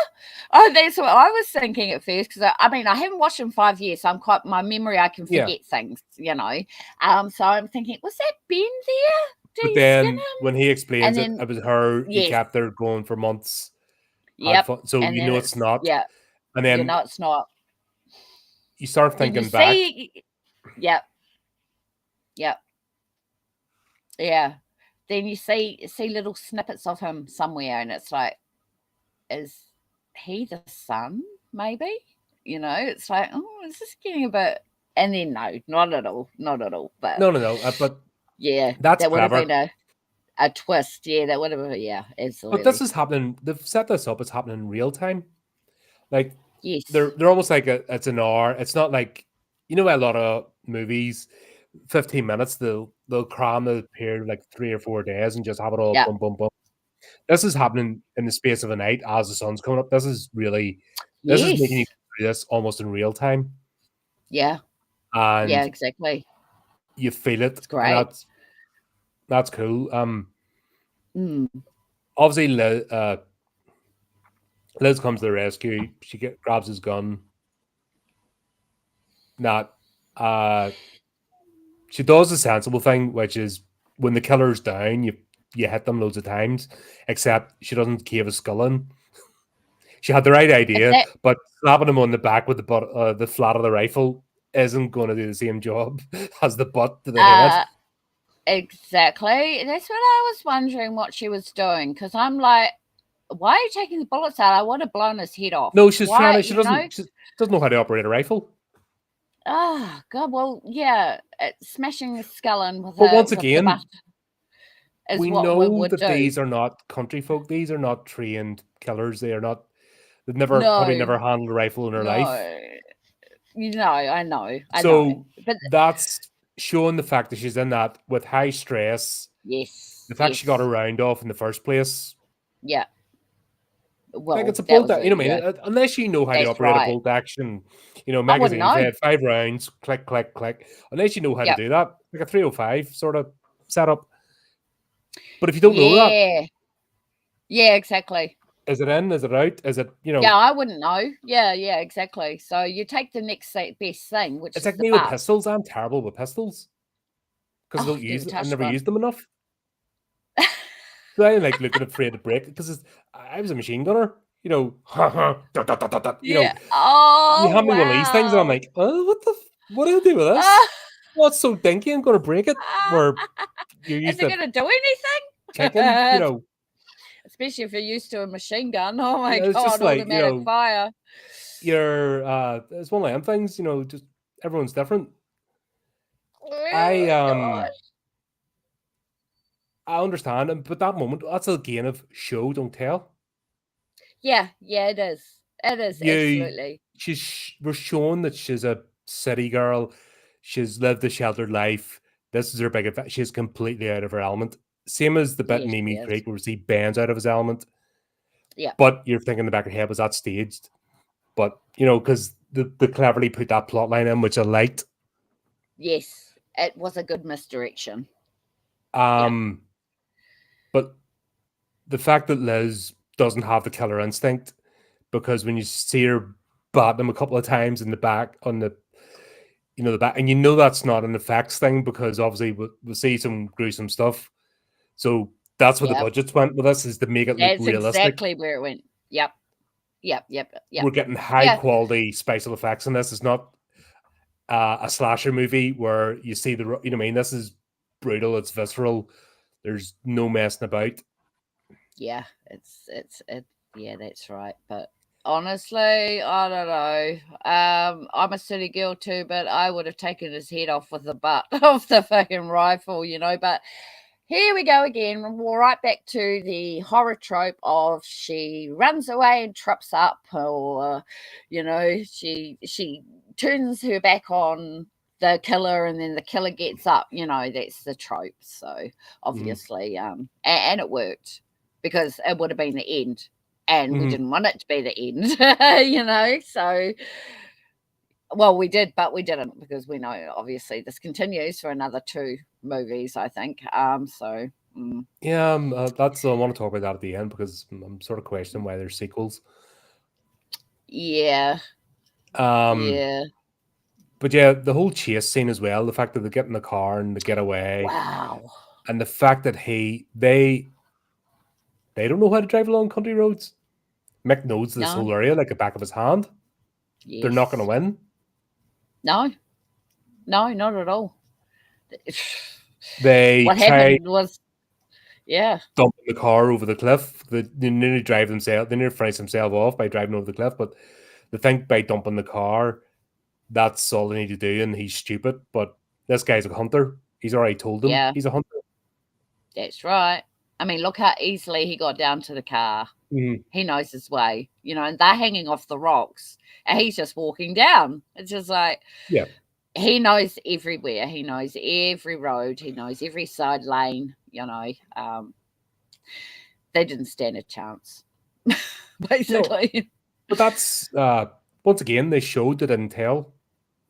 Yeah. They didn't give a whole, never once to make, I know this whole area, I've plotted it out, I've walked it for years, which is what they would do today. You would have that whole 15-minute exposition of how Mick knew the area. Yep, absolutely. Which pisses me off no end, where that simple action of they thought they were being clever, and him walking down with her, hanging, just scrambling, and he just casually walks down, and the fact that he's not racing after them. No. He's driving and he's catching up by not. They're going floor to the more, pedal to the metal sort of thing, full bore, and he's just driving casually because he knows the area. That's how you show someone. That's the explanation. That's right. We saw it. As an explanation. That's right. I mean, he knew those. Yeah, that's. Oh God. It just reminded me of so many other movies at that time. It was like, oh yeah, they were actually quite cool, you know. Anyway, yeah. So. Well, I think the problem was, once again, they get a trope, something works, and then they overdo it, and then they move on. They do it to death. That's what happened.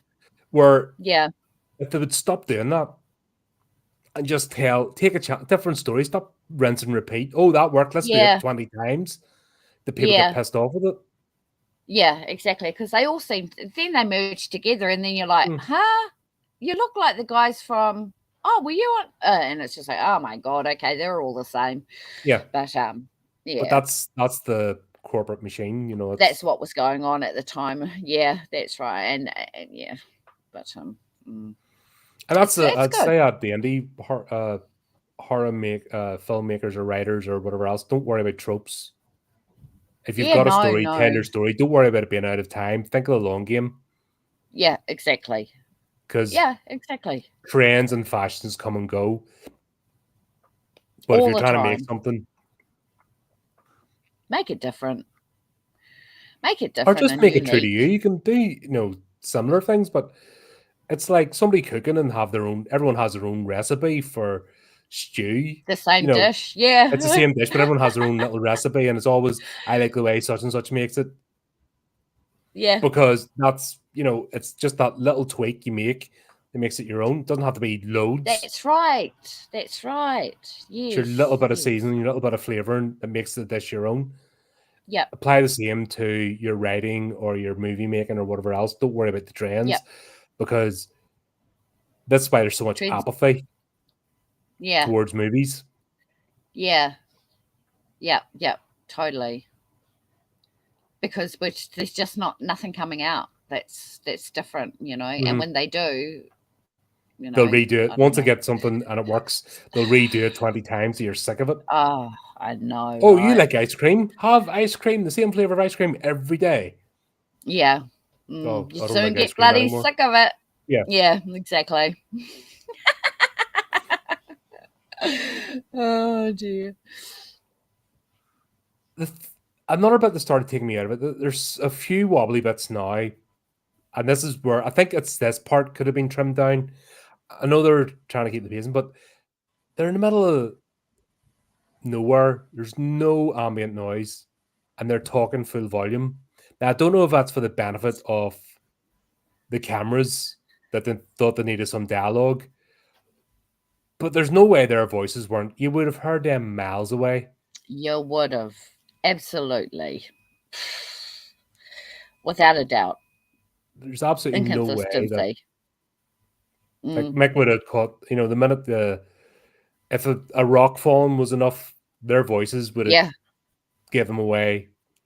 Even though they're whispering, it's just their whisper can be heard miles away, you know. Especially at nighttime. Oh my god. And if you're out, especially at nighttime. Yep. Absolutely. So that took me out of it a bit. I'm like, oh god, you've just ruined it with yapping. Like, why'd you do that? Yeah, why? And then she's like, shh, and it's like, well, it's too late. You already spoke, you know. It's like, yeah. But even that, shh, I'll be like, you may as well get a drum. Exactly. Oh dear. Yeah, but they don't know, I suppose. They're from the city. Big city, skyscrapers, everybody talks too loud and everything's too loud, and they don't probably know that, you know, out there in the wilderness, everything is like, you know, you can hear everything for miles. Yeah. I mean, there were a couple of bits in there that were a bit odd, but the camcorders. Yeah, aren't they old? Oh my goodness. Yeah. Far out. Remember they were the top range, like having it like mid-2000s, having one that flipped the screen. God, that was super technology. That. Yeah, I know, right? Now it's just taken for granted. Look at us. Yeah, I know. Oh my god. Yeah. One of them I thought it was the bee's knees because it took an SD card instead of a tape. Oh, I thought I was swanky. Yep. And I've got all these tapes that I can't ever watch again because I don't have a camcorder. I've got the tapes, but I don't have a camcorder.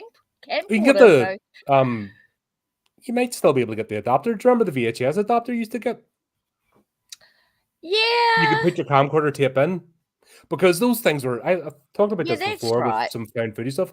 Those things were super expensive compared to a So what you did was you got remember the old double VCR? Yes. And you put the adapter. Remember you put the adapter, you put the camcorder tape in the adapter, you put it in the one, and you copied everything over to VHS because you could buy a pack of 20 VHS tapes for like a couple of bucks. And those things were like 20, 30 quid. They were ridiculously expensive. The camcorder tapes. Yeah, I know. Oh my gosh, yes. Far out. We're showing our age. Sorry, folks. But yeah, I mean, that's this was 2005. This was still relevant. That's the thing. I know. And they didn't they didn't even have cell phones. Yeah, there were still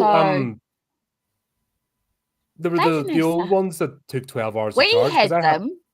But they didn't in the film. Wolf Creek, they didn't have any cell phones. Oh, true enough. Yeah. So they were expensive, you know.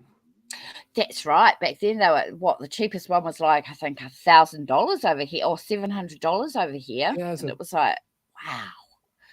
You know, you can pick one up for $29 now. The one I had, like, I don't know, I got the old Motorola's with it, like, you pulled up the thing. I got one. Yeah, but you had it in a desktop charger. It took 12 hours, but the thing was 100 for a spare battery. It was like 100 odd quid. Yes, and it was more. It was super expensive to buy a spare battery. Oh god, the times. Oh god, yeah. God, 2 phone calls, the thing died. Yeah, oh God, or it costs you bloody $200 to ring someone. Yeah, the mobile phone bills. Oh God, they were ridiculous. Honestly, the kids of our day, kids nowadays, they've got no idea how lucky they are. This is it. Had to start somewhere. You know what I mean? That's what I mean. I think we're that lucky Yeah. age that we grew up in analog, and we Yes. transitioned to digital, and it can Yes. appreciate both and can appreciate the journey. Yep. Absolutely. Yeah. But yeah, Absolutely. that scene where she's went in and we found all the people's belongings. Yes, belongings. But the camcorder scene took me out of it. I was like, we got it with seeing everything thing. But There. her putting up obviously the first one with Ben Yep. doing his he did the stupid thing with the camcorder. Yep. Seeing the truck behind. I don't know if that added anything. No, not really, because I think that they left that too late. So they didn't need to do it, because we already cracked onto the fact he may have followed them, or he may have randomly turned up. Who cares? It was just he turned up. Yeah, that was it. So yeah, it's like they filmed it before they filmed the other bit, and then they just kept it in, sort of thing. I don't know, because I know it showed a family. Yeah, she picked up the other camcorder, which should not have worked. But because he offered them the water and did the same thing. Well, no, he drugged something, for fuck's sake. We don't need... This is the trope that... Exactly. Ruins it. This is what I don't like. We know we could figure that out for ourselves, that he drugged them. Yes. Yeah. We're not stupid. Yeah. We saw it. Yeah. The fact that we're around the campfire and we're awake and then they woke up. Yes, obviously they've been drugged, but don't need that explained. This is that trope that comes in now that takes over movies, that just ruins it. The explanations of things we don't need to frickin' know. Don't trust the audience. We're not stupid. Yeah, we're not stupid. We're horror watchers. Horror watchers know what is in horror. We know what to expect. We don't need huge backstories to explain, and they actually got very close to the Milat story with this. So they should have actually kept the camcorders out of it. Then they wouldn't, I don't know, there wouldn't have been so much camcorders took me out of it, because I'm like, you've just undone all your work. Yes. We'll get it. And now with those two stupid things, we'll get it. That's damn right. And there's enough doubt there to make you think, okay, where are they all in? That's the mystery. Leave it.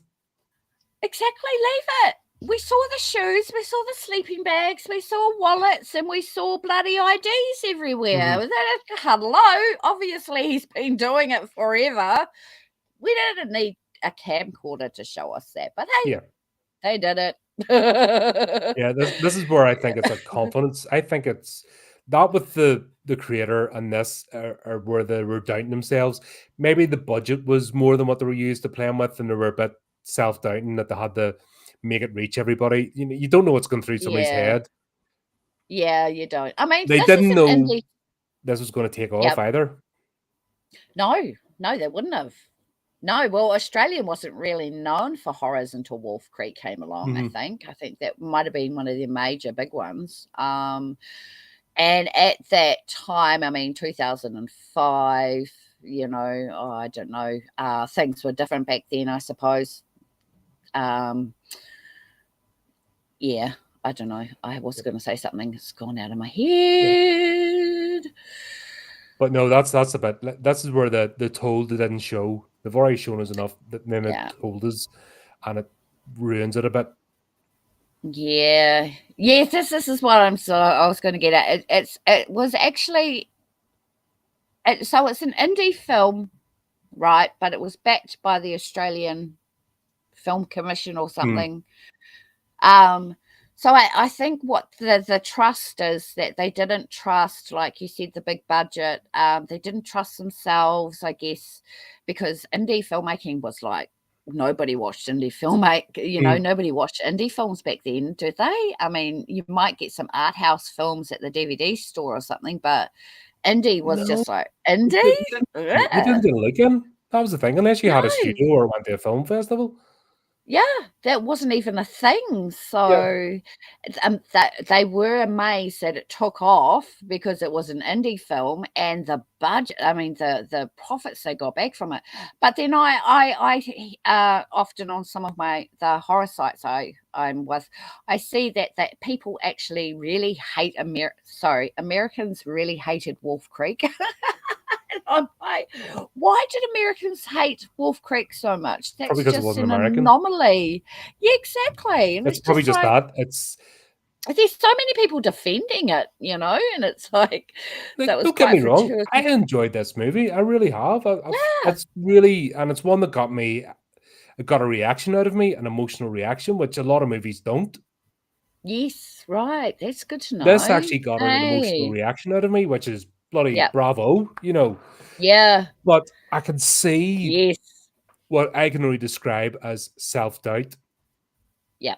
with Yeah. the scene with the camcorders and the scene of the creator with the Yeah. watch and the battery. It's like they didn't trust the audience and they didn't trust themselves. No, they didn't. Not at all.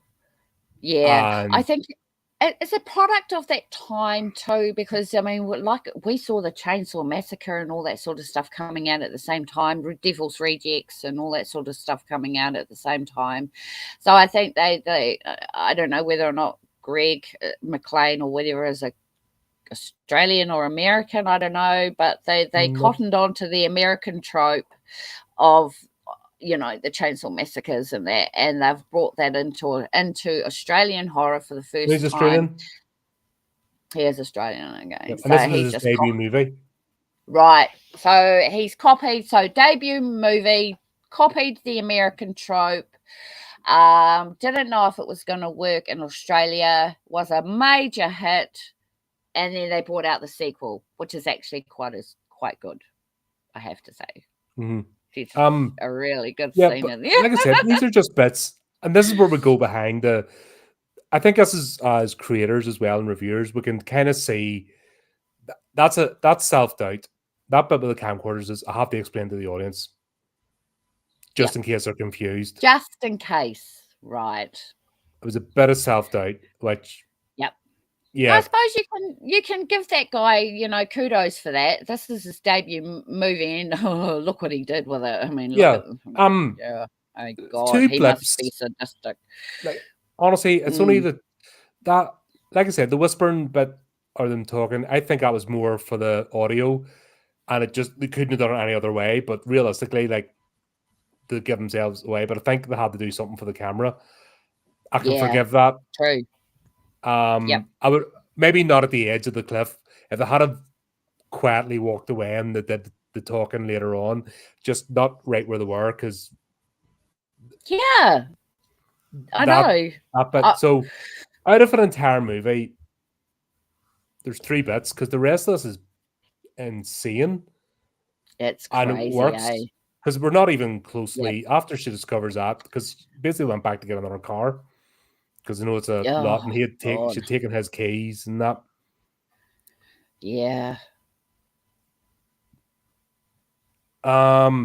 This is where Mick comes back and basically he catches Liz. Yep. And holy crap. Like, we got hints of what he did to Kirsty. I couldn't watch that, but honestly, I could hear it. There was enough for me. It was too realistic. She goes at him with a pen knife, and he has a big Bowie knife. And he even makes a Crocodile Dundee joke, like you say. He does. And then he removes her fingers. That was God. Once again, how many slashers have we seen? And this is where the budget's been spent to make that look as realistic as possible. Yep. That's where the budget of this, because the rest of this could be half the budget just using the locations and that. But it's the effects is where they've spent the money, and they've spent it well. That was visceral and it looked good.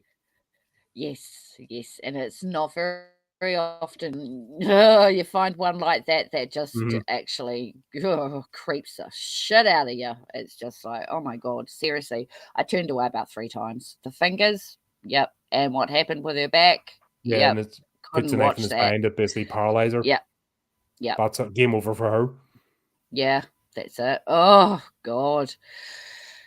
But Mick, oh, what a character. And Fantastic he's enjoying character. it. He's 100% This is enjoying his himself. element. Yep. This is what he does. This is This his isn't living.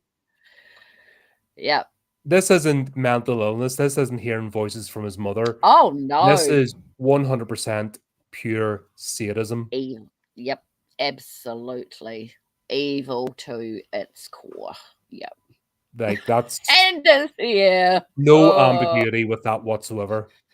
This No. man No. revels in what he does, and you feel it. Yep. Yep. You do. You do. You can't walk out of there, not, you can't walk away from this without thinking, oh my, whoa, without that, yeah. Oh, that visceral feeling or sickness. It was just like, And that's, I miss that in the movies. me too. So I'm going to go back and watch Wrong Turn, the first one again, and Chainsaw Massacre and Devil's Rejects, because I'm really getting back into them again now. I'm just like, these old ones, they're just brilliant. There's that, and then we get the chase scene. Obviously, Christy, she's the car key. She goes out in the car. And yeah, you'd think that would be the end of it, but no, he's not giving up. No. He keeps And once again, back. he's the master of this. Right? It was a bit Mad Maxy, it was almost like a Mad Max car. Yes, yes. I was going to say that, but then I thought, no, it's not, but it is actually. Yeah, it's almost like he's got all these cars and he's got particular ones tuned up, and the fact that he dismantles our cars for bits and stuff, he's very practical. Of course, he's going to have for the hunt. This is what he puts his effort and time into. Excuse me. Yeah. So of course he's going to have the souped up car. Yep. So to he can chase people down. This is his sport. Right. Yep. Hunting. But yeah, the whole car flipping scene in that, yeah.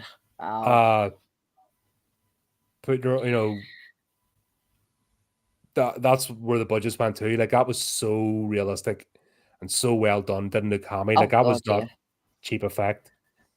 No, not at all. Takes out the tire and the car flips, and the poor guy tries to help her. She thinks she's getting rescued, and he just takes her out. Takes him out. No. God. Awful. Oh, yeah. God, awful. Yes. And basically what the movie's telling you is they never stood a chance. Yeah, that's right. Their fate was already destined, basically. It was the minute they got involved with Mick, and that was it. Their fate was sealed. There was no getting away from it. And that's such a scary prospect, somebody helping you, think somebody's helping you, but in actual fact they go and do something. Oh, it's just like, who can you trust? When you go to... It's even deeper than that. It's the predator prey. Oh, of course it is. When you meet an apex predator, and you realize you're not top of the food chain. Yeah. Anymore. No, exactly. And that's not a nice feeling. We as a human think we're the apex predator, nobody can prey on us, blah blah blah. But at the same time, even within our own species, we're not. Like you come across somebody who's dedicated to violence, who's absolutely dedicated 100%, you have no chance. I'm no shrinking violet, I mean, I can handle myself, but I'm not. No, because I like to live a quiet life. That's not my thing. Yeah, I wouldn't stand a chance. Somebody coming up against somebody like that, I have no illusions. No my chances. No. I mean, you've got to have some gut instinct, that says there's something not right with this guy. But, the instinct is not to say, oh, no, maybe we shouldn't, maybe we shouldn't do that. Maybe we'll just stay here. Because it's too late. He's already targeted you. You're a target. No matter what decision you make, you're fucked. Yeah, it's like, It It's sucks. that whole thing with the serial killers. Why do they target you? If you bump against somebody or say that wrong word, and all of a sudden you've got this force of nature just by certain, that's pure horror. That is the whole It idea, the is. randomness of it. That's right. That's why, these movies are so compelling, because it's not the ghosts and the ghouls we need to be scared of. People are scared of ghosts and hauntings and shit. It's actually your neighbor, or that dude down the road, or that guy up in Auckland. It's just like, oh my God, it's everywhere. It's everywhere, so there's lessons in this one. Yep. Yeah, and that is that you just don't go off the beaten track when you go overseas. God, just don't.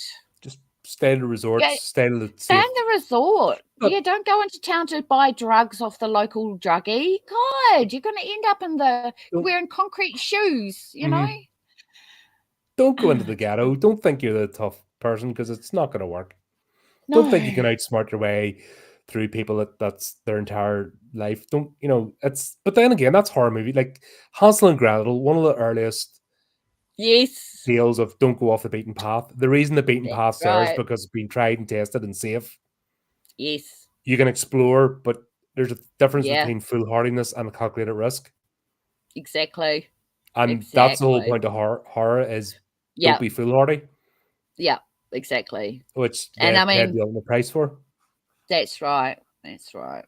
But we don't finish off. Obviously, we finish off with Ben. We find out he's basically been nailed to a wall, and he's not going to be played with. He's just left there to die. I had to look away. That's the other one I had to look away at. Oh, God. It was so realistic. Oh.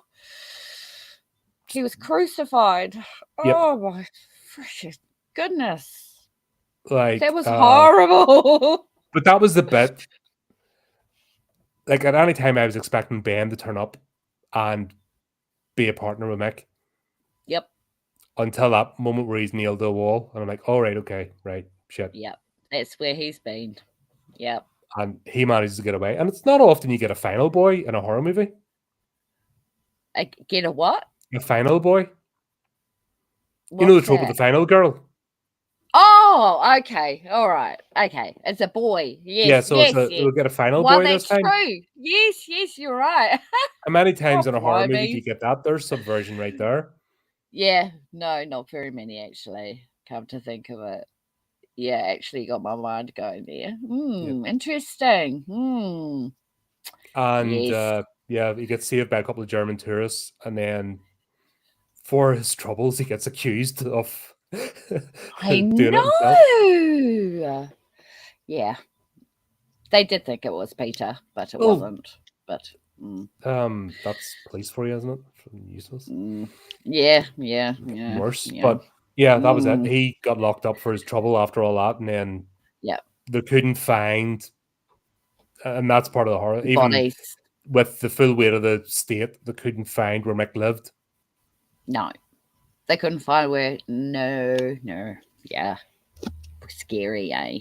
That is actually, that's even more frightening than the fact that even when because they made a point, they've given you a couple of Easter eggs of him looking at certain road signs and all, and the fact he was taking notice of where they were going. Yes.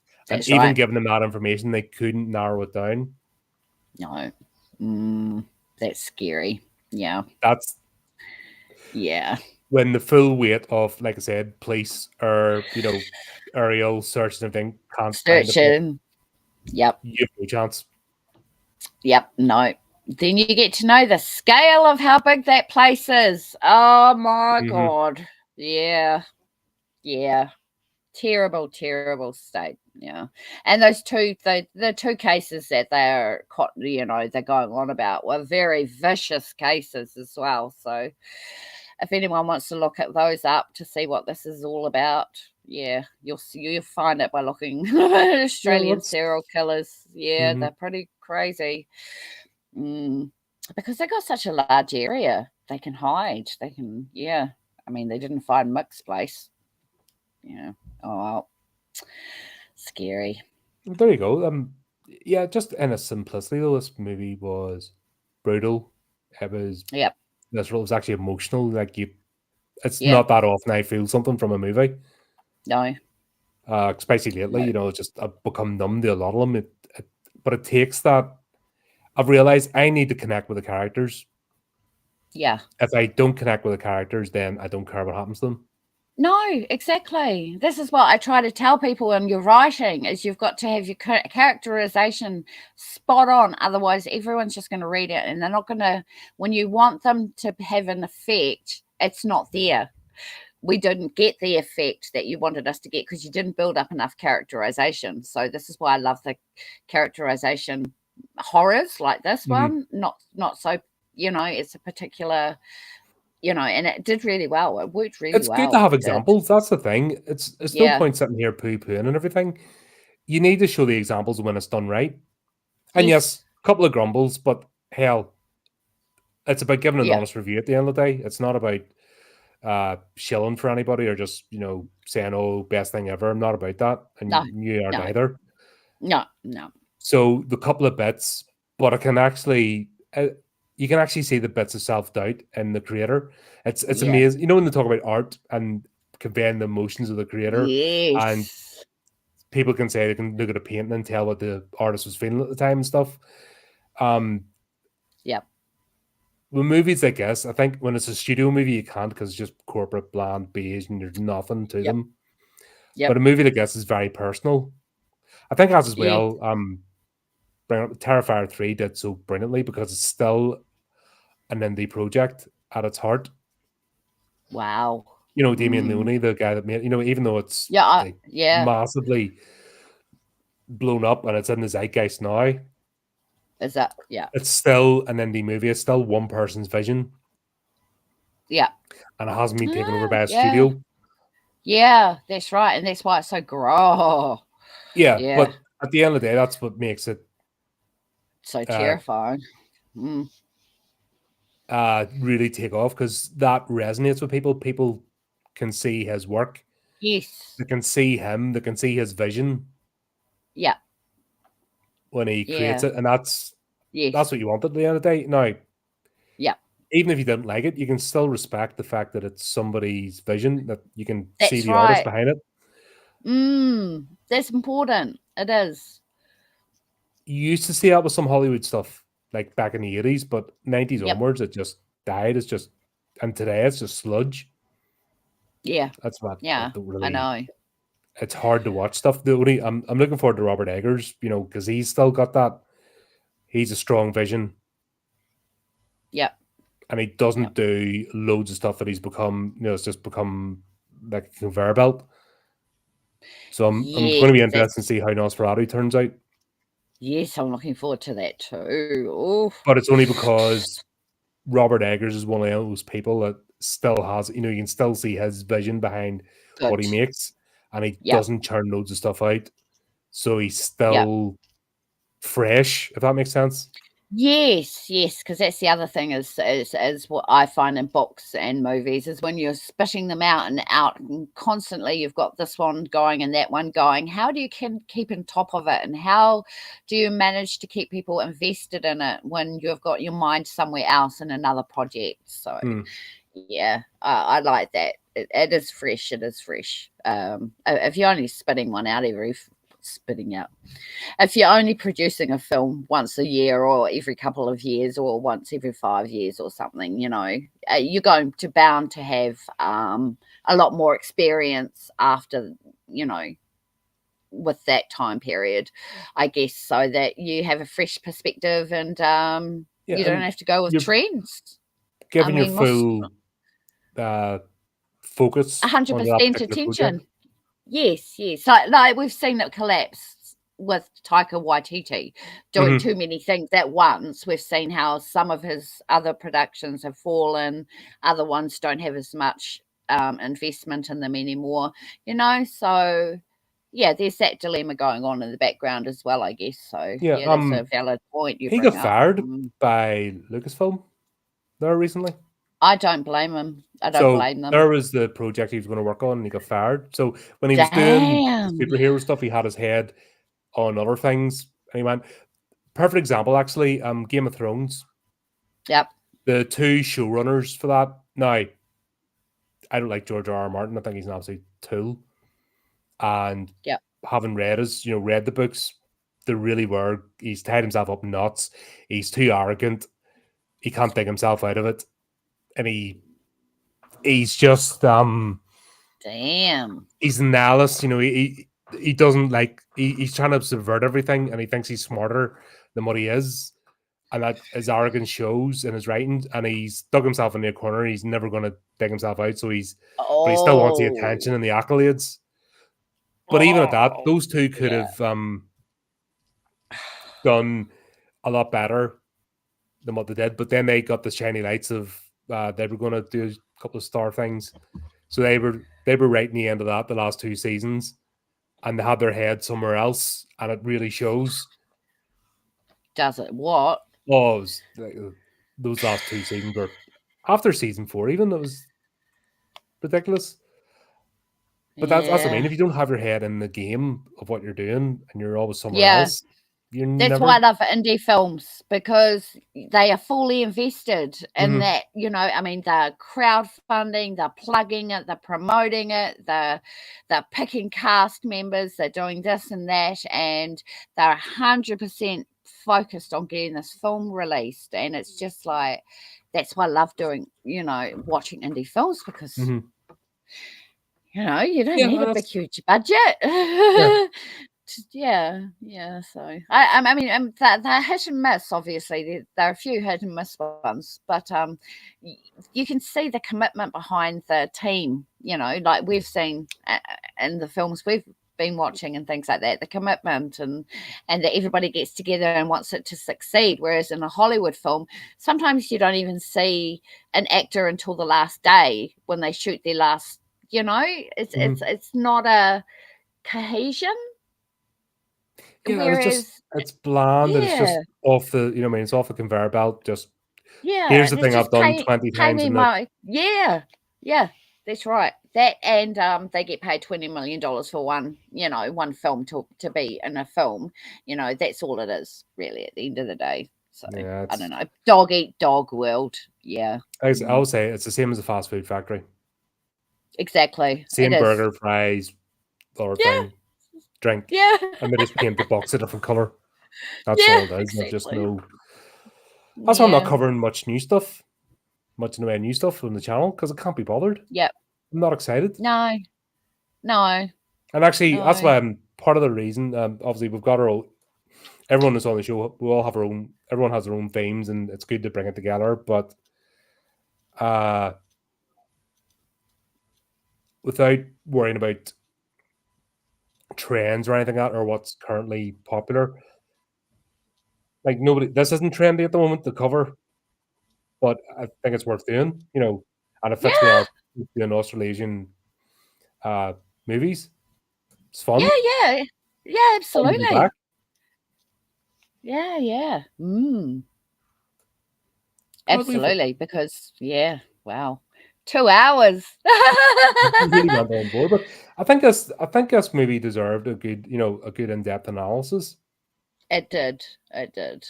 Yeah. You know, it's an example of a really well done movie. Yes, like I said, we've nitpicked a couple of bits, but really, out of an hour 40 minutes worth of a movie, 3 bits we'll pick up on. And they're only bits, really. Like if you just gloss over it and go with the rest, it's nothing. Yep. No, and in fact, the director's cut, if they took took the same of the watches, took the bit with the camcorders. Yep. Yeah, that's. Yeah, I think that's all they needed. Yeah. Even if they just took the bit with the camcorders out. Yeah. It would automatically improve this movie so much. Yeah. That's the only tweak. I would even forgive the watches. Yeah. Yeah. Overall, it was just, those were only little things we picked up on, but obviously a viewer's not even going to pick up on that sort of stuff. You know, they not by the end of the film, and by the end of the film, you're just like, oh, who cares about that? And I love the way it wasn't. The whole ordeal wasn't glossed over, and it wasn't like 15 minutes. No, it was an ordeal. It was an experience. It was harrowing, And that was the meat and bones of the movie, and they didn't shy away from it, and I appreciate that. That's bravery. It is. It really is. Oh God, brave for them to take on 2 real cases and turn it into this was magnificent. Yeah. So that's part of it as well. I think there's enough reality here. You can imagine this happening. Yeah, this is not exactly. far out the realms of reality. This is no, it's not Hostel. It's No. real. Yeah, yeah. It's not like Hostel. You know, this is real. This is the real McCoy. Yeah, and Australia's so good at doing things like this. Yeah. Yeah. I suppose we'll just finish up with the chat before we call the stream. 1980s help prepare us for horror movies. Yes. For example, they tried to tell us the escape jigsaw, how to cut your foot loose.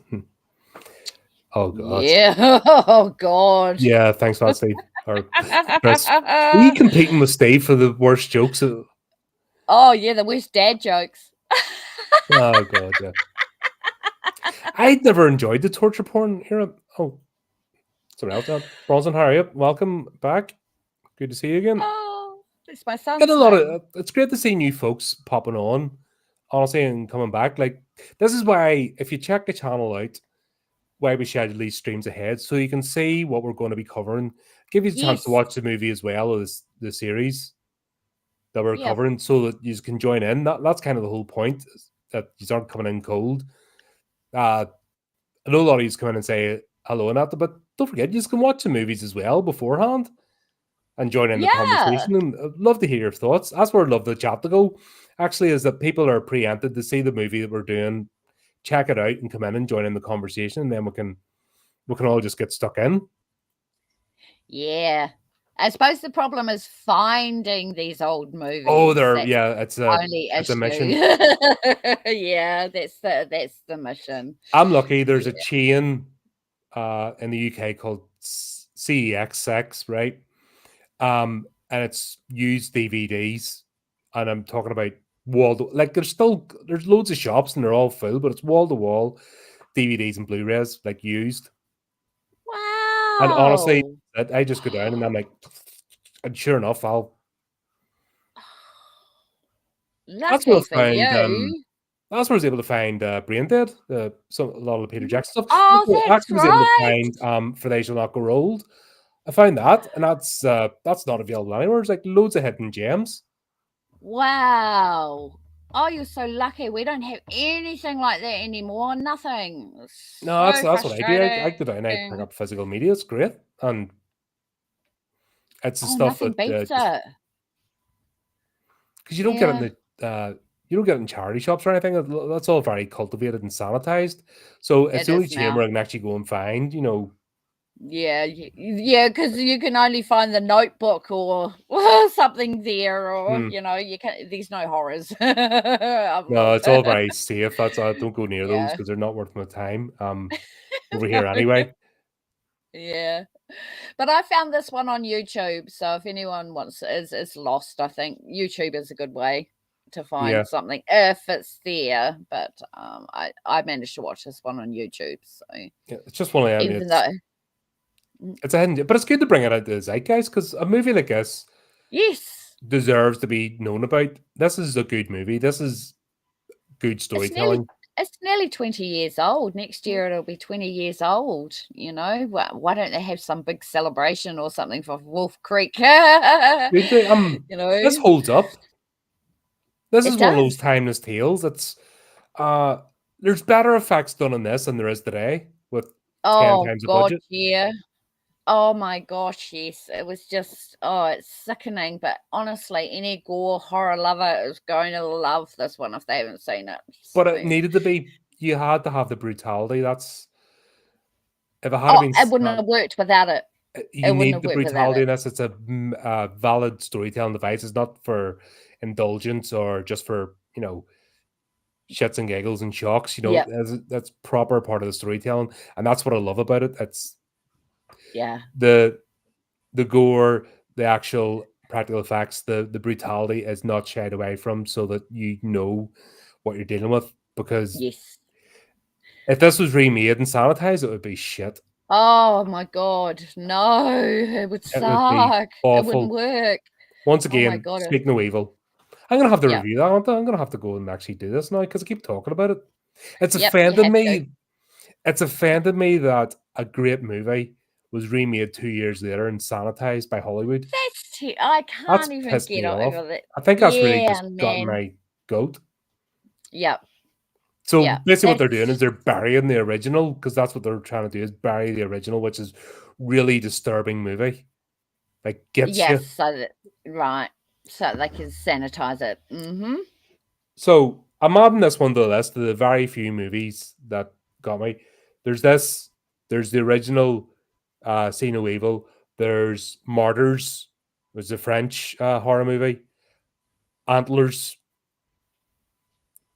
Oh.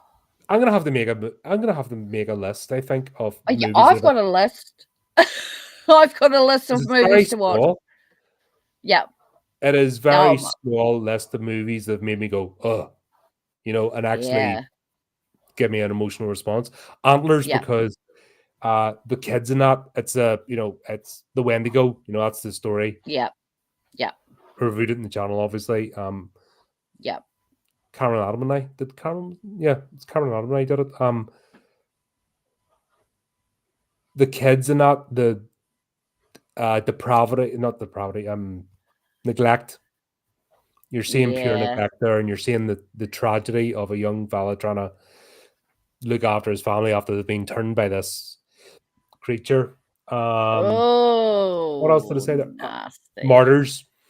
I think Martyrs. the remake that as well. I haven't bothered watching the remake, but watch the French version. The French version. I think I might have that It's one a on my cult. list. It's a movie about a cult and the Right. brutality in that Yes, it movie. is. Once again, the brutality was Wow. necessary Yep. because it was Sometimes all it has done to with be. purpose. Yep. Yep. You know what I mean? And the Yeah. acting in A that is cult. fantastic. Got a bit Wow. goofy at the end, but still up at that point, it was. Yep. Oh God, you're right. There's another one called Inside. Oh, That's I another haven't heard French of that one. Oh, okay. That's another French one. Basically, it starts off with a car crash and then goes on from there. That's another really visceral, Wow. in your face movie. Speak No Evil, the original Dutch version, Yep. and this movie. I can now add that list, and that's really a very Yeah. small list I have of movies that make me like. I still think about. Wow. Wow. Do you know what I'm Really? saying? Yeah. That's good though, considering all the movies you've watched that you still have some that It's a very did. small list of movies, and this is definitely going to Yeah. be on that too of movies I'll still think about after I've watched it. Yeah, definitely. It's one of those. Yeah. Mm-hmm. Oh, Bronson, obviously you're a fan of this movie then. I can see it. I don't think This actually gave me Quentin Tarantino vibes with the car chase. So in between, he just Jarrett. stayed in character. Yeah, I could see that because Yeah, he did. The intensity of that. Just Done in 25 days. Do you know what? That's amazing. That whole thing Because was done in 25 days. honestly, Oh my God. this keep pressing the wrong buttons there. This thing is seamless. Like, wow. Yes, it is. I get the feeling of this just time being taken. Yeah. The establish the shots and stuff. And you know movies that feel rushed, and this doesn't feel rushed. Wow. Like this feels as if they've taken their time with it. That's yeah, brilliant. Absolutely. Yeah, absolutely. It actually looked to me like they were at Wolf Creek for a few days.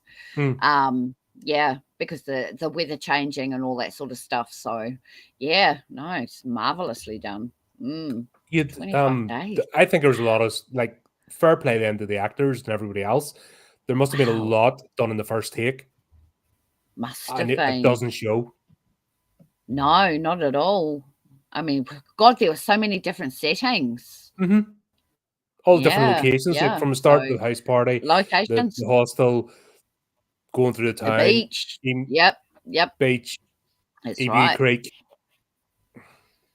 Yes. Oh God, I could see. Yeah, I could see that. Like I said, it just feels like if that was the case, everything was done in the first take, and if it was, bloody hell, what? Yeah, Yeah. this movie. This is what you show to film students. I'll say that Yes. now. Oh Then this is God, the yes. sort of movie that you show to film students. Yep. Yep. And you go, this is this is something to aspire to, at the end of the day. If and you want Greg your movie to McLean be, yes, should be showing people how to make movies, or you should be he should be picking his doing. brain about how he had the vision and how he brought people together. He's, you know what I mean? Yep. And how he managed to keep Mick in character as well. I mean, well, that's what he just the actor John Jarrett there, just yeah, obviously he had a clear vision of what he wanted. They had the conversation. They had a clear idea of who the characters were. Like even Liz, like I said, she was unlikable, but she was a realistic unlikable.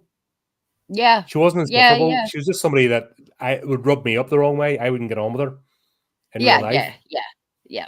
But they showed her character arc that when the chips were down, she was the one that did the her job. friend. Yep, that's right. But it didn't do her any good because at the end of the day, Mick was a force of nature. You can't. That's right. What can you do? Yep. Ben was a complex character. Yep. Because actually, once again, he's a party boy. But when it came down to it, when reality hit, he wasn't prepared. Couldn't. Yeah. Nah. Christy was Christy. Like she's just a follower, naive, just never probably had a bad word said to her in her life. Never said, completely. If she had survived this, she would have just went back, done her desk job, lived a bland life with just that one time she went to Australia. And that was her adventure. You know what I mean? You could just tell these people are real. You can connect them. You've met them. You've worked with them. You've talked to them. Yeah. And that's what makes this stick with you. And that's amazing. 25 days. Yeah. Wow. Far out, man. That's full on. Yeah. Bloody hell. Wow. Yeah. So highly recommended. Without a doubt. Check this out. Yeah. If you don't watch it, you're living under a rock because bloody hell, if you want to watch something gory and horrific, this is it. Yep. And with characters, I always talk about it. Actual characterization and storyline. And yeah, we nerded out and picked over a few bits, but hey, it wouldn't be us otherwise. Yeah. No, exactly. Right. So anyway, we're back to Wellington Paranormal next time. Yes. We are. So it'll be a bit more lighthearted. Yes, it will be, and we'll see what's going on. Yeah, that'll be in the new year. Yes, gosh, and I think we'll be doing another stream. We'll plan that afterwards, but with a wee book release stream to do and celebrate and get everybody together that's taking part in Horrific Tales. So we'll be getting that organized too. Yes. Don't worry about the time limit or the time difference. We'll figure it out. We'll figure it out, even if I have to get up. We'll get that planned for the new year. Everyone should have it by then as well. That'll be so cool. Really exciting. And that's only the beginning. Yes. Plenty of things planned for 2025. Oh, yes. Oh, yes. No, we haven't. We're only in season 2. We're covering and we're not jumping ahead. What? Shut up. Shut up. Chris, I will ban you from this chat if you spoil it. Oh. You know we're covering it slowly. And we're taking Cameron already gave something away and I'm Yeah. just forgiving him now, so Chris, don't spoil it. I don't know if I'll forgive you. Yeah. No, he wouldn't do that, Chris. Would you? Yeah, like I said, we're going through that. So that's obviously afterwards. Yep. Slowly, but getting there. Yeah.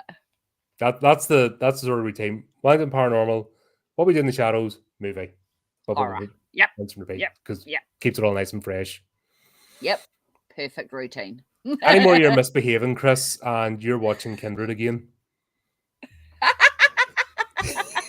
Or we'll get you to watch Killer Sofa.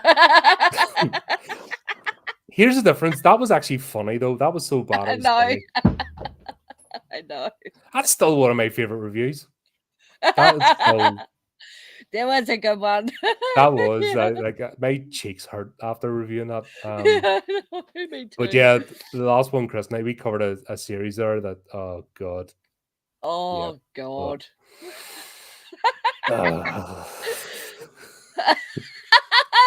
At least it was you and not me. Haha, Chris. Yeah, that's your punishment. Watch Kindred The Embrace 10 times. And then think about what you did. We're watching you. Yeah. Well, there you go. That's it for another one. Thanks everyone that turned up in the chat. Thanks for those that are watching. But do see us. Like, don't be afraid to join in, say hello. Please. And keep an eye on like I said, scheduled streams. That's the whole point of them. So that we can have a good conversation, because that's what we're all about. That's the whole point of doing this live. Yep. As we're all here to chat about movies we like and maybe not like and all that good stuff. Yep. Cheers. What went wrong, what worked.